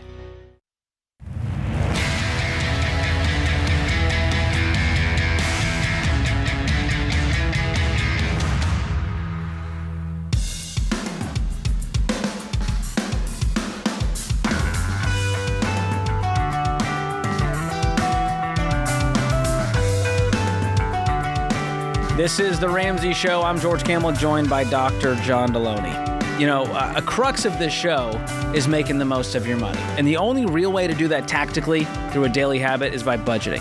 And we've got the tool to make that happen for you. It's called Every Dollar. It makes it super simple to plan your spending, track your expenses, save for what matters most to you, all in an easy-to-use app that fits into your busy life. So you can download it, you can get your spouse to download it, you can both be logged in, have accountability, and know exactly where every dollar is going instead of hoping that you have enough money in the account at the end of the month. So go download Every Dollar for free in the App Store or Google Play today and get that budget rolling. All right, Maya's up next on the line in New Orleans. What's going on, Maya? Hello. So essentially, my question is, should I put my credit card debt on hold to pay for my summer classes? And then how can I best prepare myself for my loans as I graduate with my MBA in December? So I know there's going to be a new monthly cost overall.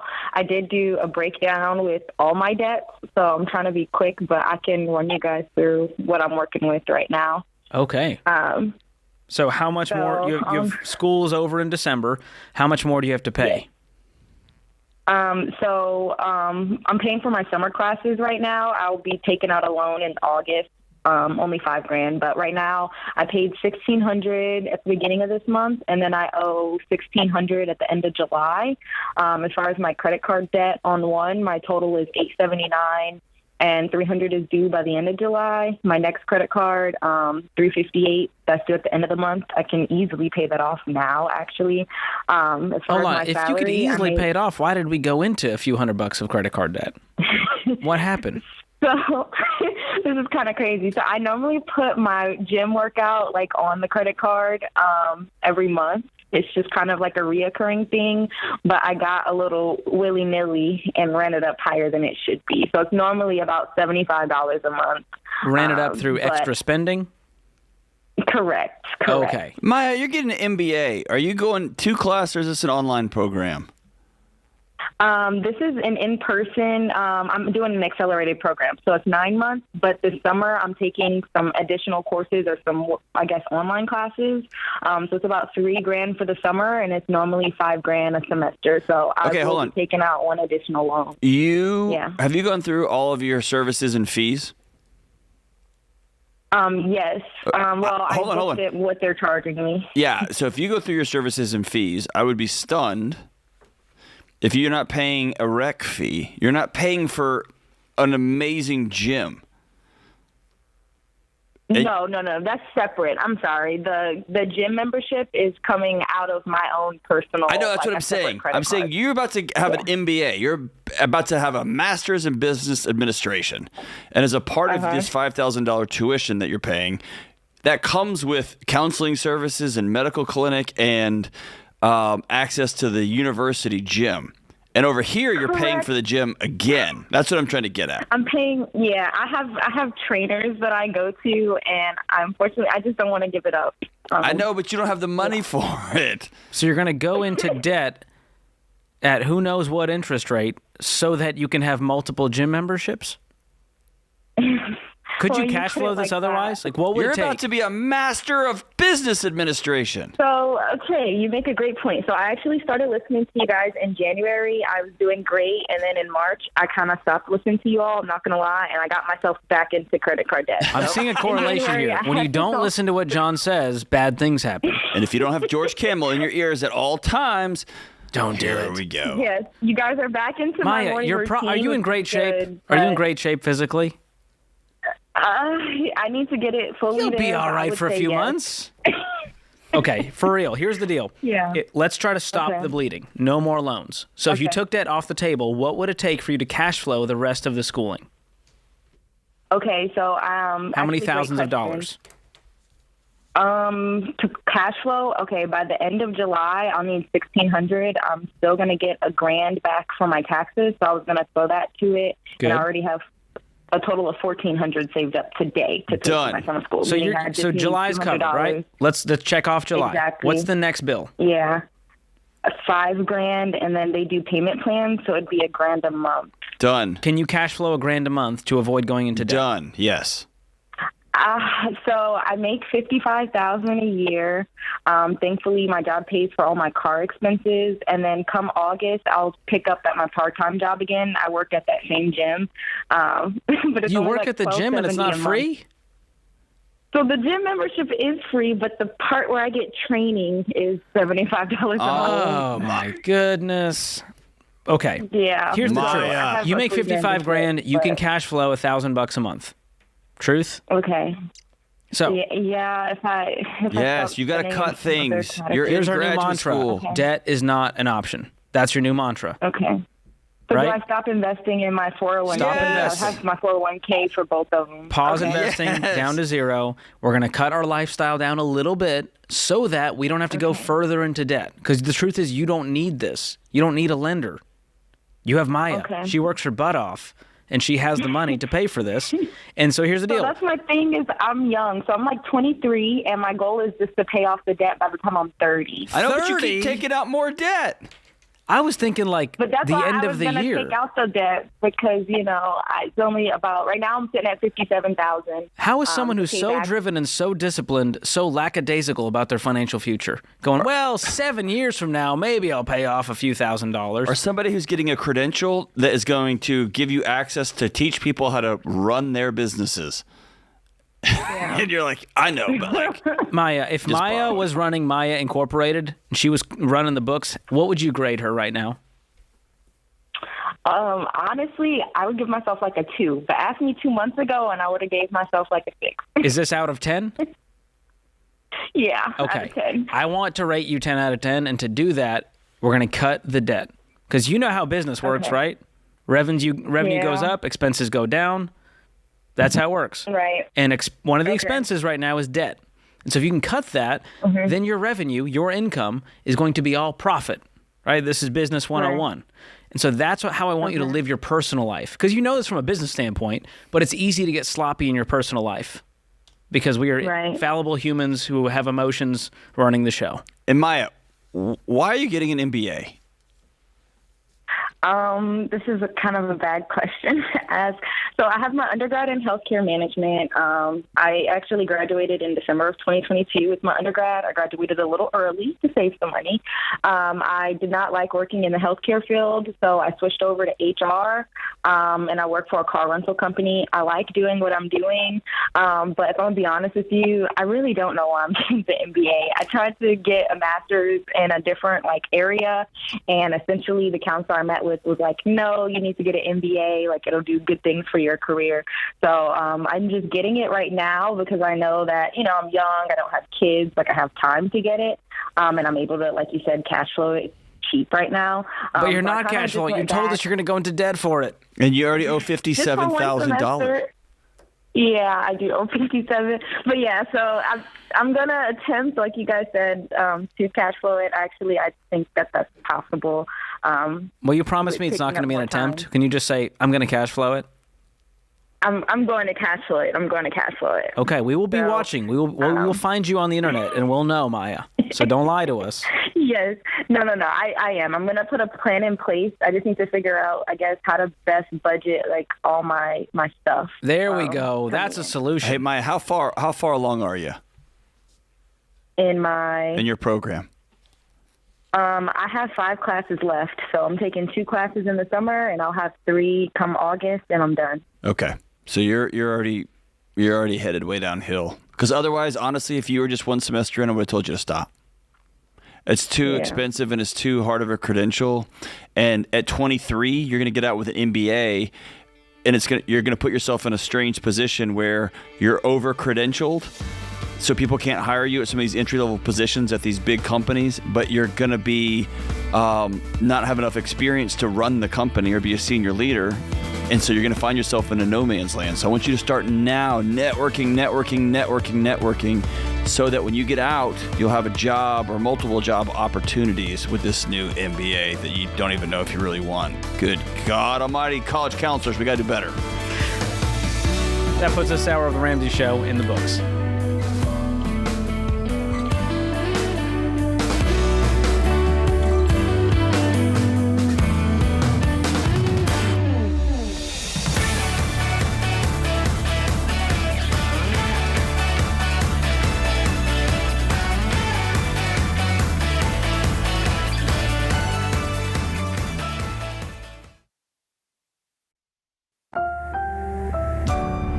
Brought to you by the EveryDollar app. Start budgeting for free today.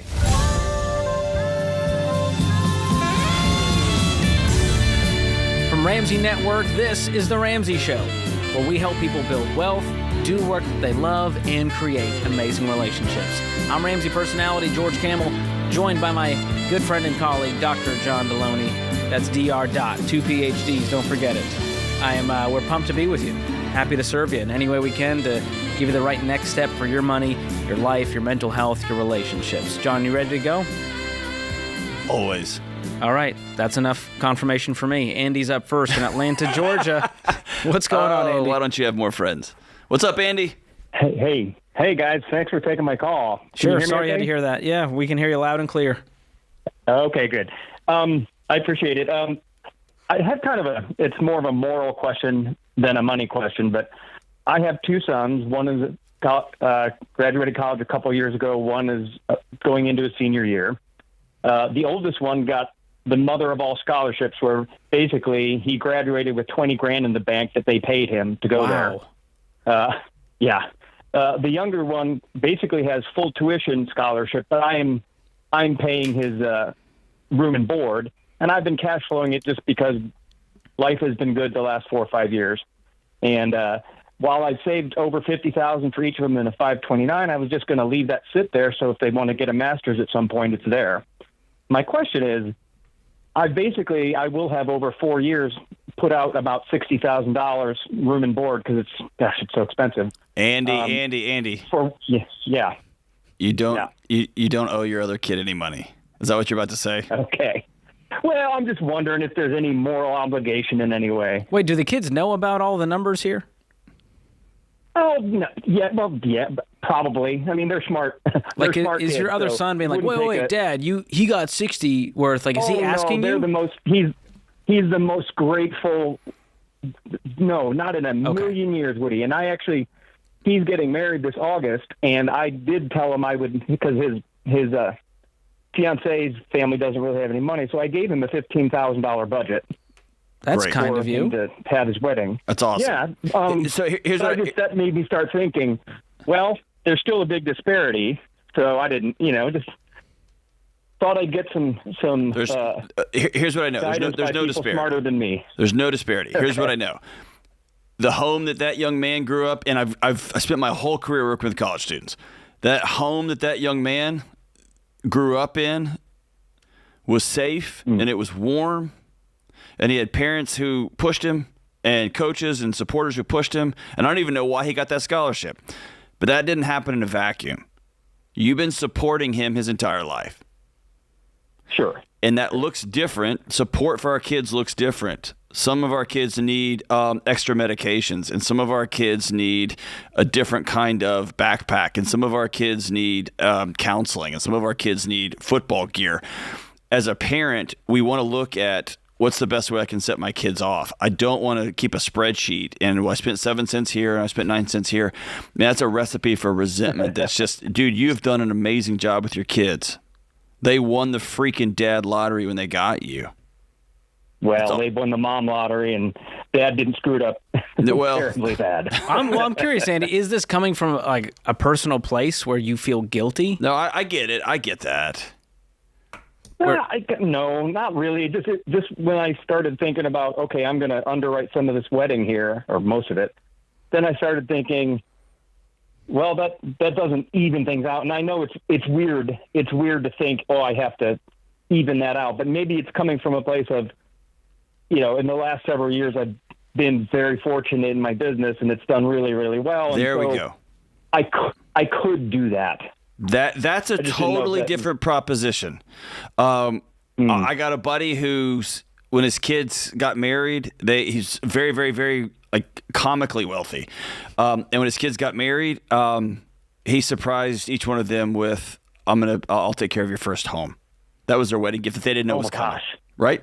And so if you want to drive a car up that's brand new, because you've been super blessed or something like that, do that because let me put it this way. You don't need an excuse to be generous with your kids. Sure. And I don't want you to be like, well, okay, I've been super, super blessed in the last 4 or 5 years, business-wise, financially. I had to take care of this kid, so I would love to do something amazing for their wedding. You don't need to go through a bunch of mental gymnastics. If you want to be generous, be crazy and generous. Go for it. But it doesn't have to balance out with your kids. And don't do it out of a place of guilt. Yeah, do it out of a place of joy. This is I worked really hard for this money. I got lucky, and I'm gonna give a lot of it away. I think that's beautiful, man. That's awesome. All right. Well, that makes me feel a little bit better about whatever it is. What do you do for a living? I decide to do. What do you do for a living? I have a small company that creates sensory rooms for kids with special needs. It's mostly, my customers are mostly school systems. Andy, you're making all the other dads out there look real bad right now, especially with Father's Day around the corner. It's the last thing we need. All right, Andy, can I ask you this one other question? Yeah. When you have a small business, did one or both of your kids grow up when things were really lean? Oh, yeah. When I left my decent paying job to come here as a partner, I had to take my salary down to basically $30,000 while we were putting them in music lessons. And yeah, we drastically tightened the belt for years. And that's where we learned about this thing called the envelope system. Yeah. So I've actually taught FPU once at our church. Well, I'm really grateful, dude. But listen, that is a very common thing, that there's really lean years, and you as a dad are looking at these two youngsters and you're wishing you could give them the new baseball glove, the new bat, the new computer, the new whatever, and you just can't. That money doesn't exist. And then when it comes, there's this sense that I need to make up for the past, or now that I can, I'm going to just turn the faucet on and flood this kid with, right? Don't use your kids as a way to try to make up for, just do it out of a spirit of generosity and a spirit of I can. You get what I'm saying? Right. You were an amazing dad. They got to see you grind. They got to see you win. They got to see you sacrifice. They got to see you win again. Dude, how incredible. What a gift for these kids. And then they get to see you dedicate your life to serving kids with learning exceptionalities and special needs. Come on, man. It's incredible. It's incredible. Well, thank you. I mean, in the end, it's manufacturing and business, but it is nice to be able to do it in a way that enriches the lives of people who really need it. That's exactly right. You're there, my brother. Come up with something really cool for them and give it away. And be comically generous with them, but not out of any sense of obligation, but because you get to. Because you're able to, and that's just who you are. You're a guy who's just generous. That's amazing. I want to be Andy when I grow up. For real. And it's a good reminder. Happy Father's Day. Yeah. It's around the corner, and a lot of great dads out there. Dads, they get a bad rap. The Homer Simpson era of dadhood. But then you have Andy's, and you're like, oh, that's what it looks like to be a father, to raise kids the right way. And kids learn when their dads are grinding way more than when dads are just passing out new things all the time. You want to teach your kid, let them watch you really struggle and continue to get up and continue to get up. That transforms generations. Good on you, man. Beautiful. This is The Ramsey Show.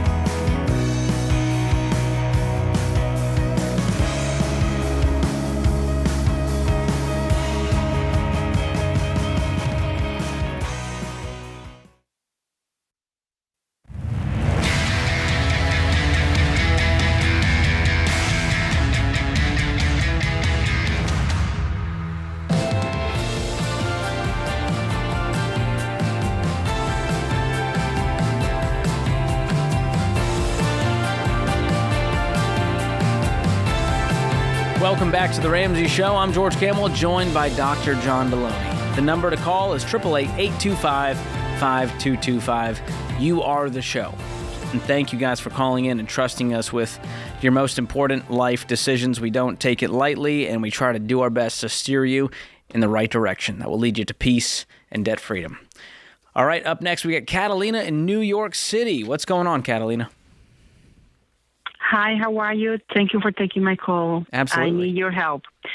I'm drowning in debt, but my main question is I have a loan with for $21,000 with 11.99%, and I just called a company, one of those debt relief companies, and they said they can save me on the interest if I join the program.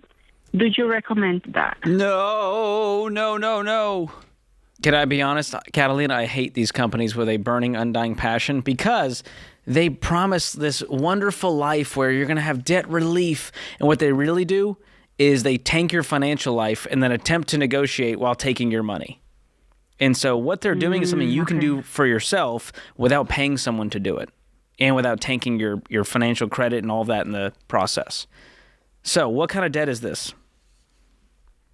It's a personal loan that I took to pay off some of my credit cards. Okay. Yeah. And you got $21K. How much do you make a year? About 60. You make 60. Okay. Are you single? I'm married. Okay. Is this household income $60,000? Yes. Okay. Are both of you working outside the home? Yes. Okay.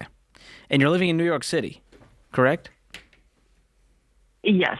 Okay. I'm just curious because it's such a high cost of living out there. Are you guys struggling to just eat? That's my nearest city. I live in a different town, in a small town. Okay. But it's close to your city. Got it. Whew. Okay. What company holds this debt? It's one of those. Let me see what's the name. It's one of those. Hold on, let me see the company. Because I'm wondering if you can negotiate directly with them and say, "Listen, I want to pay you back. These interest rates are killing me. Trying to get a handle on the principal here. Could you bring the interest rate lower, and I'm going to attack this thing and get you your money back?" It's one of those credit unions. Okay. Have you been over there to talk to them?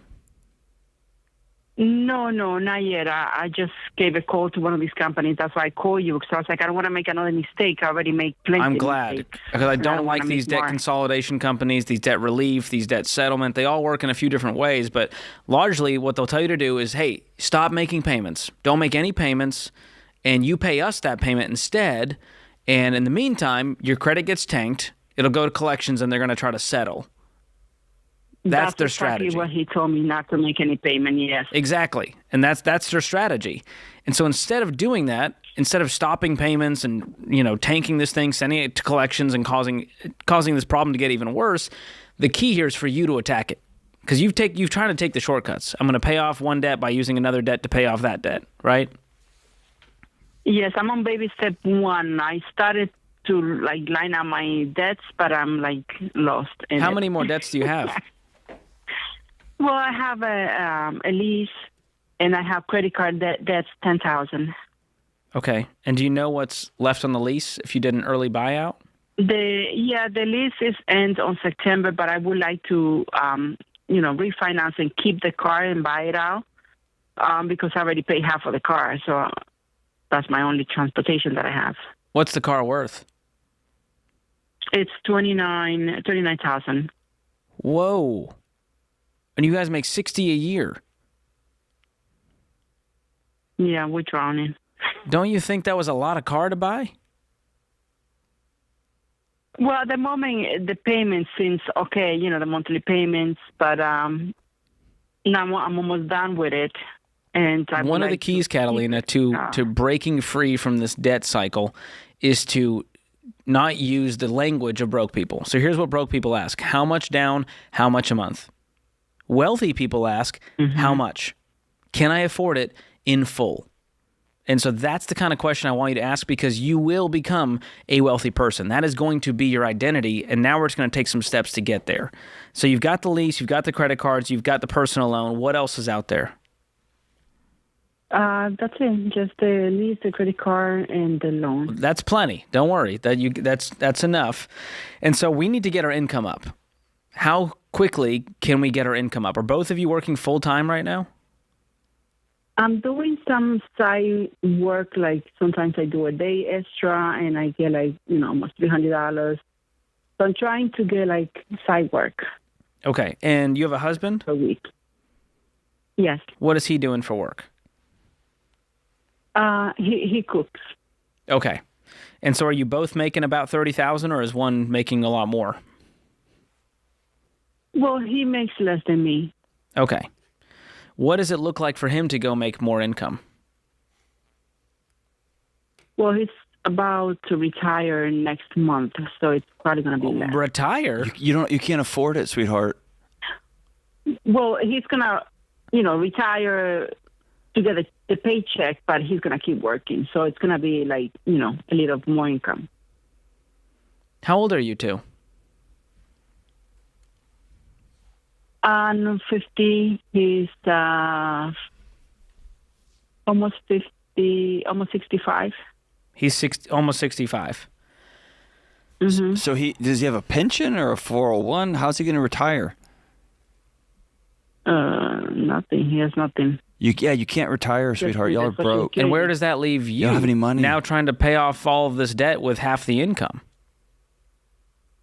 Well, it's going to be actually more because the Social Security money will be a plus because he's going to keep working his hours. Okay. I don't understand the concept. I thought the whole point of retirement was to not be working. Yeah, no, not for him. But hold on. When he retires, where is he going to get extra money from? He's going to He's going to stay at his job, and then he's going to collect from Social Security. Okay. So by retirement, you mean he's going to start collecting? He's going to start collecting, exactly. Not stop working. Got it. Okay. I would rethink this whole plan. I think you guys need to figure out how we're going to go into retirement completely debt-free. And number one, I would look into the buyout of the lease, and then I would sell that car. It is not a car you should be driving.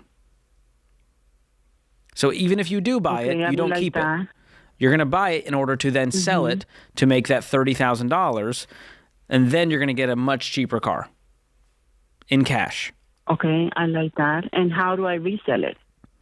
Well, you can go private party on Facebook Marketplace. That's one way to go in your local community. There's reselling sites like Auto Trader. You could list it on Craigslist. And then with the credit card side, we need to cut those up. They've not been a blessing in your life. Have you used the credit cards recently to stay afloat? Well, I just use it for the monthly payments, but I pay at the end of the month, most of them. It's just you said you had $10,000 in credit card debt. Yeah.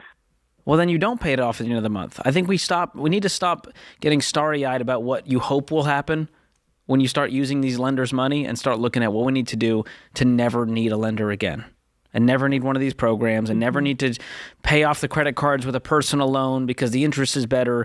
Do you see how this is broke people math and broke people mentality? Yes. You guys work too hard to be living like this at 50 and 65. I know. That's why I need your help. That's why I decided to call you. Well, help me help you. Here's the deal. I'm going to gift you Financial Peace University. I want you to watch all 9 lessons with your husband. We're going to craft a plan to get our income up, even if that means he's working and not collecting Social Security for another few years. And your goal is we are not going to stop working until our debts are paid off and we have some stability and peace in our life. And that might be a 4-year journey for you, but it will be worth it. So hang on the line. Christian's going to pick up, and we'll gift you Financial Peace University. Just promise me you'll go through it, watch every lesson, and take what we've said to heart. Thank you, Catalina. We are cheering you on. Goodness, I just want to strangle some lenders, John. They disgust me. Debt settlement, debt relief. Get a clue. This is The Ramsey Show.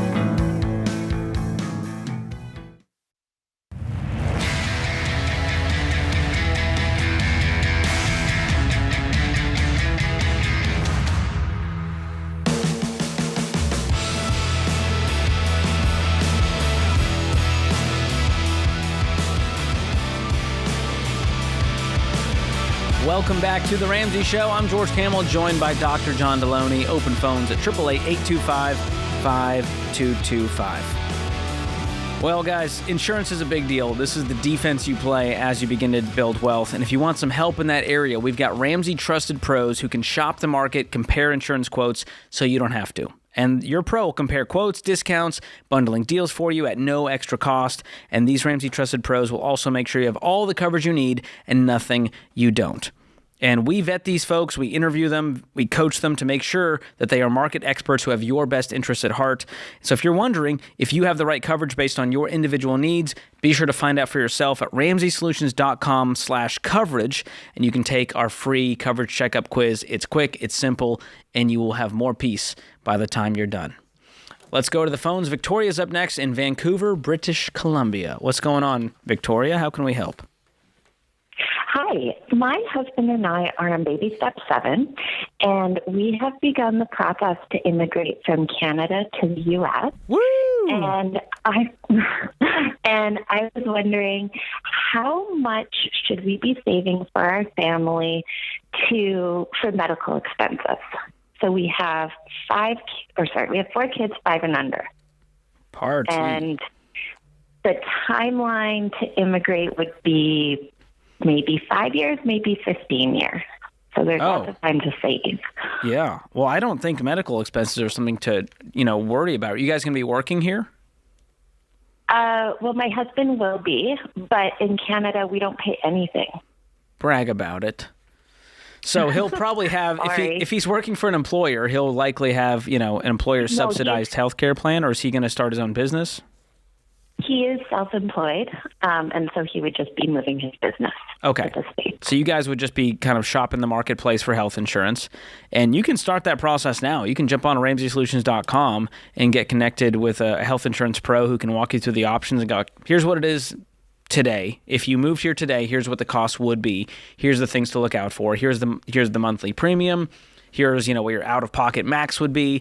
And so I wouldn't overthink it. I mean, just know that it can be variable because of, being self-employed and just shopping over the marketplace. It might be, for a family of 6, it could be $3,000 a month for healthcare. Okay. And so I would get at least a figure. Now, that's going to change 5 to 15 years from now, but it will be far more expensive than if you just had an employer-subsidized plan. And then on top of that, just making sure you have the out-of-pocket maximum. So let's say it's with your plan, $15,000 is the max that you pay before insurance covers the rest. I would make sure to have that in an emergency fund. Or if you have a high-deductible health plan here in the States, you can get something called a health savings account, where it's triple tax savings. You put the money in tax-free. It will help you grow it tax-free. You can invest the money, and you can use it tax-free for qualified medical expenses. So that's another great way to help cover some of those costs. And how often do you pay $15,000? That's like if you had all 5 of your kids in a car, and this is all an awful hypothetical, so forgive me, and there was a bad car wreck, and everybody had to go to the emergency room. The most you would pay is $15,000. Then the insurance company has to pick up 100% after that. So it's catastrophic. Or if, like, I don't know, if you're like me growing up, you were always breaking something, breaking a bone, and let's say it got infected, the most you're going to, so that out of pocket is the cap. And so George and I we both have kids. And so we have in our emergency fund, I have in my emergency fund the maximum amount of money that I could ever have to pay in a single year.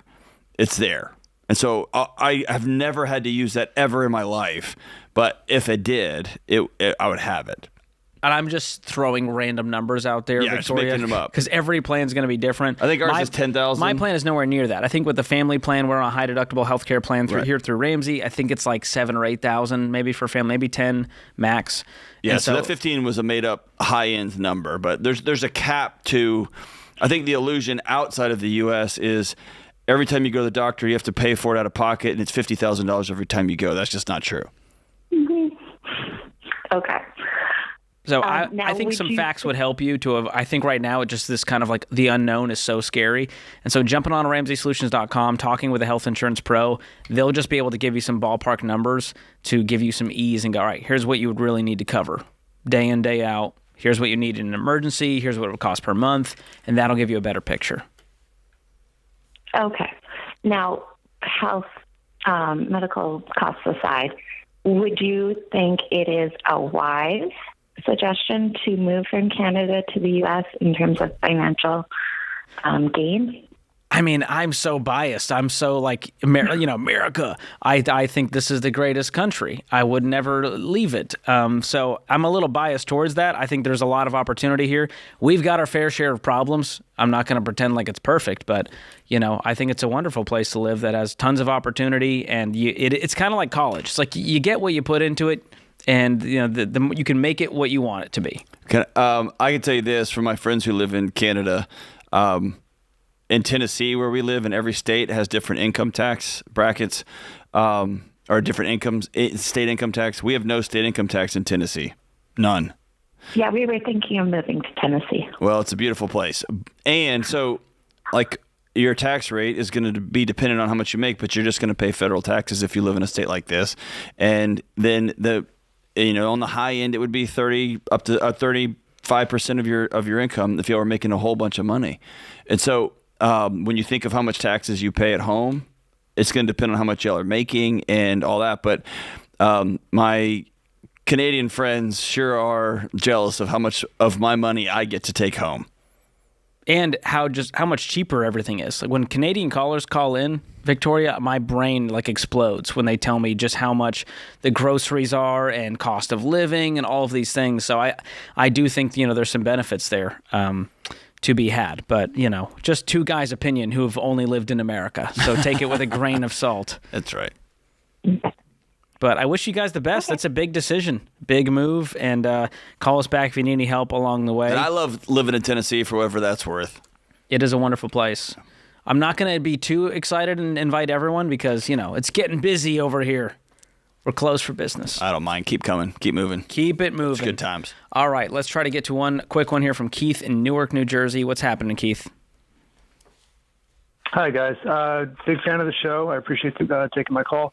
Yeah. So trying to advise my father, who is 81 years old, lives a very active lifestyle, completely independent. and he's he's looking at his future needs for his medical care. He's considering a continuing care retirement community, and I'm a little concerned about the situation of putting all of his eggs in one basket and limiting his ability to make decisions, to be flexible with his spending and his healthcare needs in the future. So, what's it going to cost? So roughly what he's looking at, so he's probably got about $2 million saved up. The buy-in is $450 down and about $5,600 a month. So what does that include? So that's nothing really. That's just a condo.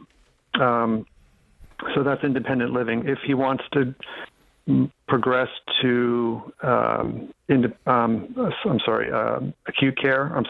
assisted living, that comes with additional costs and can be up to $14,000 a month. My concern is when I actually do some back of the envelope math, if he puts down $450 and he's paying $5,600 a month, for the first 4 years he's essentially paying $17,000. Just for the ability, for the ability to possibly use the assisted living, which he may or may not need. Yeah, I agree. He's based on what you laid out, this does not seem like a great plan. He can live where he wants to live, and when he needs assisted living, let's move to that option. Yeah, unfortunately, this is a much deeper conversation here. I think there's some conversations about friendship and community and safety. So have those conversations with your dad. Sorry we didn't have enough time to unpack it, but that's a very layered conversation there. You're wise to tread with caution here.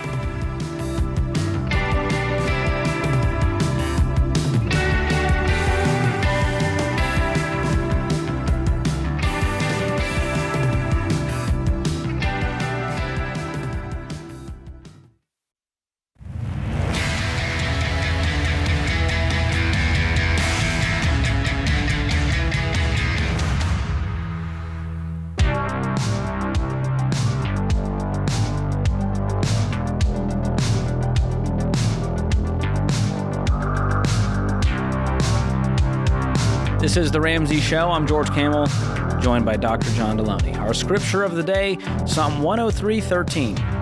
As a father has compassion for his children, so the Lord has compassion on those who fear him.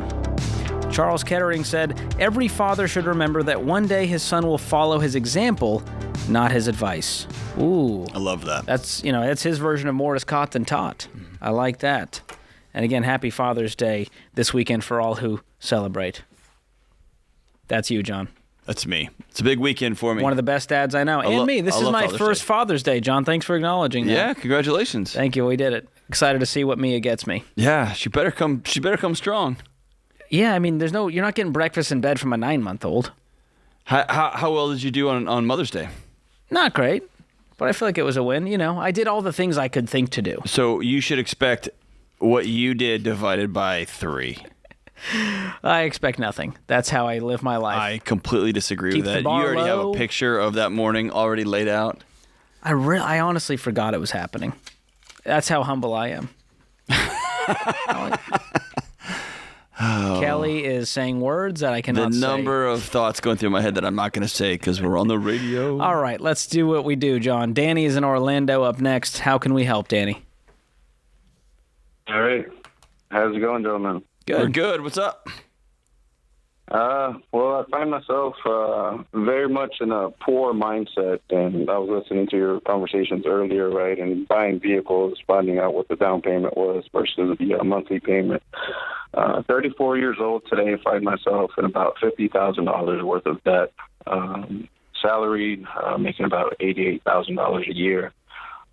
Have a home, purchased it about 4 years ago, so it's gone up significantly, or good enough, I think, in equity, upwards of $100,000. However, the debt to income ratio, I think, has finally caught up, and I think the writing was on the wall a few years ago, but I've been able to kind of stave it off as much as possible. Unfortunately, today I find myself making minimum payments, sometimes missing payments.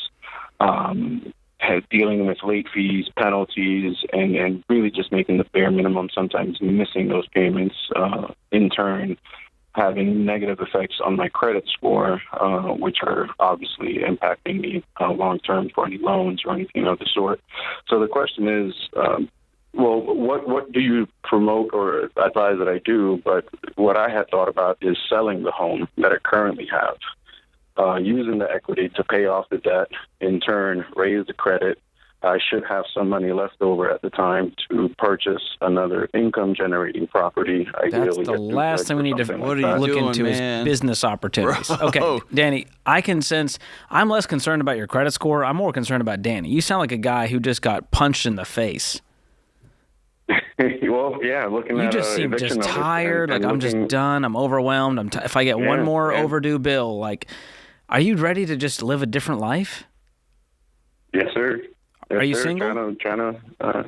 No, I'm not. I have a wife at home, 2 children, and I think that's a big part of it, right? Looking at 30 years down the road, what life am I able How does she feel? Provide them and them. Is she as exhausted as you?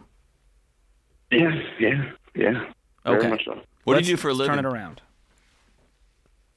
What's that now? What's your job? What do you do for a living? Make $88,000. I'm an EHS manager, environmental health and safety manager. Okay. What kind of debt is the 50? Break it down. Come again? What kind of debt? It's 2 vehicles, about $15,000 each. Some of it is investments that I made in the property, perimeter fence, water softener unit, some credit cards. That's minimal. I think that's like $2,500, $3,000. But the bulk of it it's the vehicles, the property improvements. And this is for your primary home? You did these improvements? Yes, sir. Okay. Yes, sir. Yes, sir. Yeah, dude, stop calling those like property investments. You wanted a water softener on your house. Like, just call it what it is, because it allows you to Band-Aid or duct tape over, like, you wouldn't normally spend that money, or maybe you would, but just call it what it is, dude. I wanted a nice fence, and I built a nice fence. I wanted a water softener, got a water softener. I wanted to upgrade the flooring. I did that. Let's don't wrap it up into, like, the ROI. Yeah. Okay, so what are the cars worth? They're upside down on the vehicles. I bought them like 2 years ago, or Like, have you checked like Kelley Blue Book private party value on these? Yeah, I think it's about 16, 18, and they're valued like 10, 8, something like that. Okay, you said you had 15 on each. You're saying it's 16 to 18 on each? Something like that. I'll be honest, I don't know the exact numbers, but it's between that 15 to 18 range, and I say that because there's late fees that have compounded on there. So if it was 15 at one point, the late fees have brought it up now. Well, please do not let this car get repoed. You need to get out of this thing. Even if you're underwater, here's 2 options for you to get out from under this. Number 1, you save up the difference in cash. You have a great income. I don't know where it's going right now. I don't buy that it's just going to the minimum payments, and that, I think there's some spending and lifestyle happening here too, right? Yeah, I mean, the mortgage payment is $2,700. So and what do you take home every month? A big chunk of it is that $5,000, give or take. $5,500. Yeah, so about half your income is just going to try to cover the mortgage. Exactly. Well, I'll tell you this. Selling the house is a last-ditch napalm. We tried everything else, and we couldn't scrape out of the debt after years of trying. That's when I would say sell the house. But to me, right now, it feels like a cheap shortcut. And I do think this was too much payment for you. I think if we can't get the income up long-term, then selling the house is a good idea just because it's too much of your world. But don't do it as a temporary shortcut. I find myself. Yeah, and then that's where I find myself, right? Most of my income is going to the to the property, to the house. Do you have any money in savings? No, can't. All of it has been slowly chipped away, and that's what I meant by the writing was on the wall. Once I saw that savings slowly fade away, that's when I should have made some drastic changes. But I had enough to kind of make it by up until now, but now it's paycheck to paycheck. What about your lifestyle stuff? Do y'all go out to eat a lot? Not anymore. Okay. We used to. I tell you, we did have a lifestyle where, comfortable. We would go out and everything was paid tip-top. Credit score was in the 700s. This all really turned downhill within the past 4 years and can't quite pinpoint it. And obviously it's my fault. I think too much debt all at once. Okay. What are the car payments? $500 and $600. Okay. So here's the other option. I mentioned saving up the difference in cash of the difference you're underwater on. That way you can sell the car and you have a clean title. The other option is going to your local credit union and getting a loan for the difference. And so that way, instead of being $18,000 in debt, you're in debt for the difference. And at least that gets you out of the car, frees up a payment. Can you guys live on one car for now, or do you need two? We essentially are. One of the vehicles, it's not even registered because I can't afford that. Well, can you work overtime, side hustles? I'm a salary employee, so it's not a real overtime situation. But yes, So side hustles. I'm a handyman. I do a lot of handy work, and I'm not afraid to work. So What do you charge for handyman work? I've cleaned out things. I charge by the job. I don't charge by the hour. But Danny, there's something that you make $88,000. You almost make $90,000. Yes, sir. I don't understand. Help me with this. I don't understand. Are where you this investing? all goes. Yeah. No, you're probably taking a pension, right? A little bit here and there, but nothing that's steady enough for me to say, yep, this is my investment plan, right? Like you need to point all the guns at the debt, which means no investing, no eating out. Every extra penny we can scrounge up is going toward our smallest balance debt. We're going to knock that out. Which is the smallest debt? Your credit card? Yeah. Okay, so we knock that out. The problem is, here's the thing, and you kind of picked up on my tone of voice. I have a hard time looking at that when I am behind on the HOA, I am behind on the mortgage payments, and now I'm looking at a potential eviction from my home. Well, if you're going to get evicted, then we got to sell it before you hit this point. But I think we need to take an honest look. Right now, you don't even know your debt numbers. Go pull your credit reports from all three bureaus. You can do that for free, annualcreditreport.com. Get a real picture, sit down with your wife and say, we're in crisis. We need a plan. Hang on the line. I'm going to send you my book, Breaking Free from Broke, to help you navigate some of this. Bro, this is happening to you. You can go down with this ship or you can get a path off, but this is happening. You got to look at these numbers. I know it hurts and I know it's scary. You have to look at these numbers. That puts this hour of the Ramsey Show in the books. Thank you to Dr. John Delony, the folks in the booth, and you, America. Thanks for listening. We'll be back before you know it.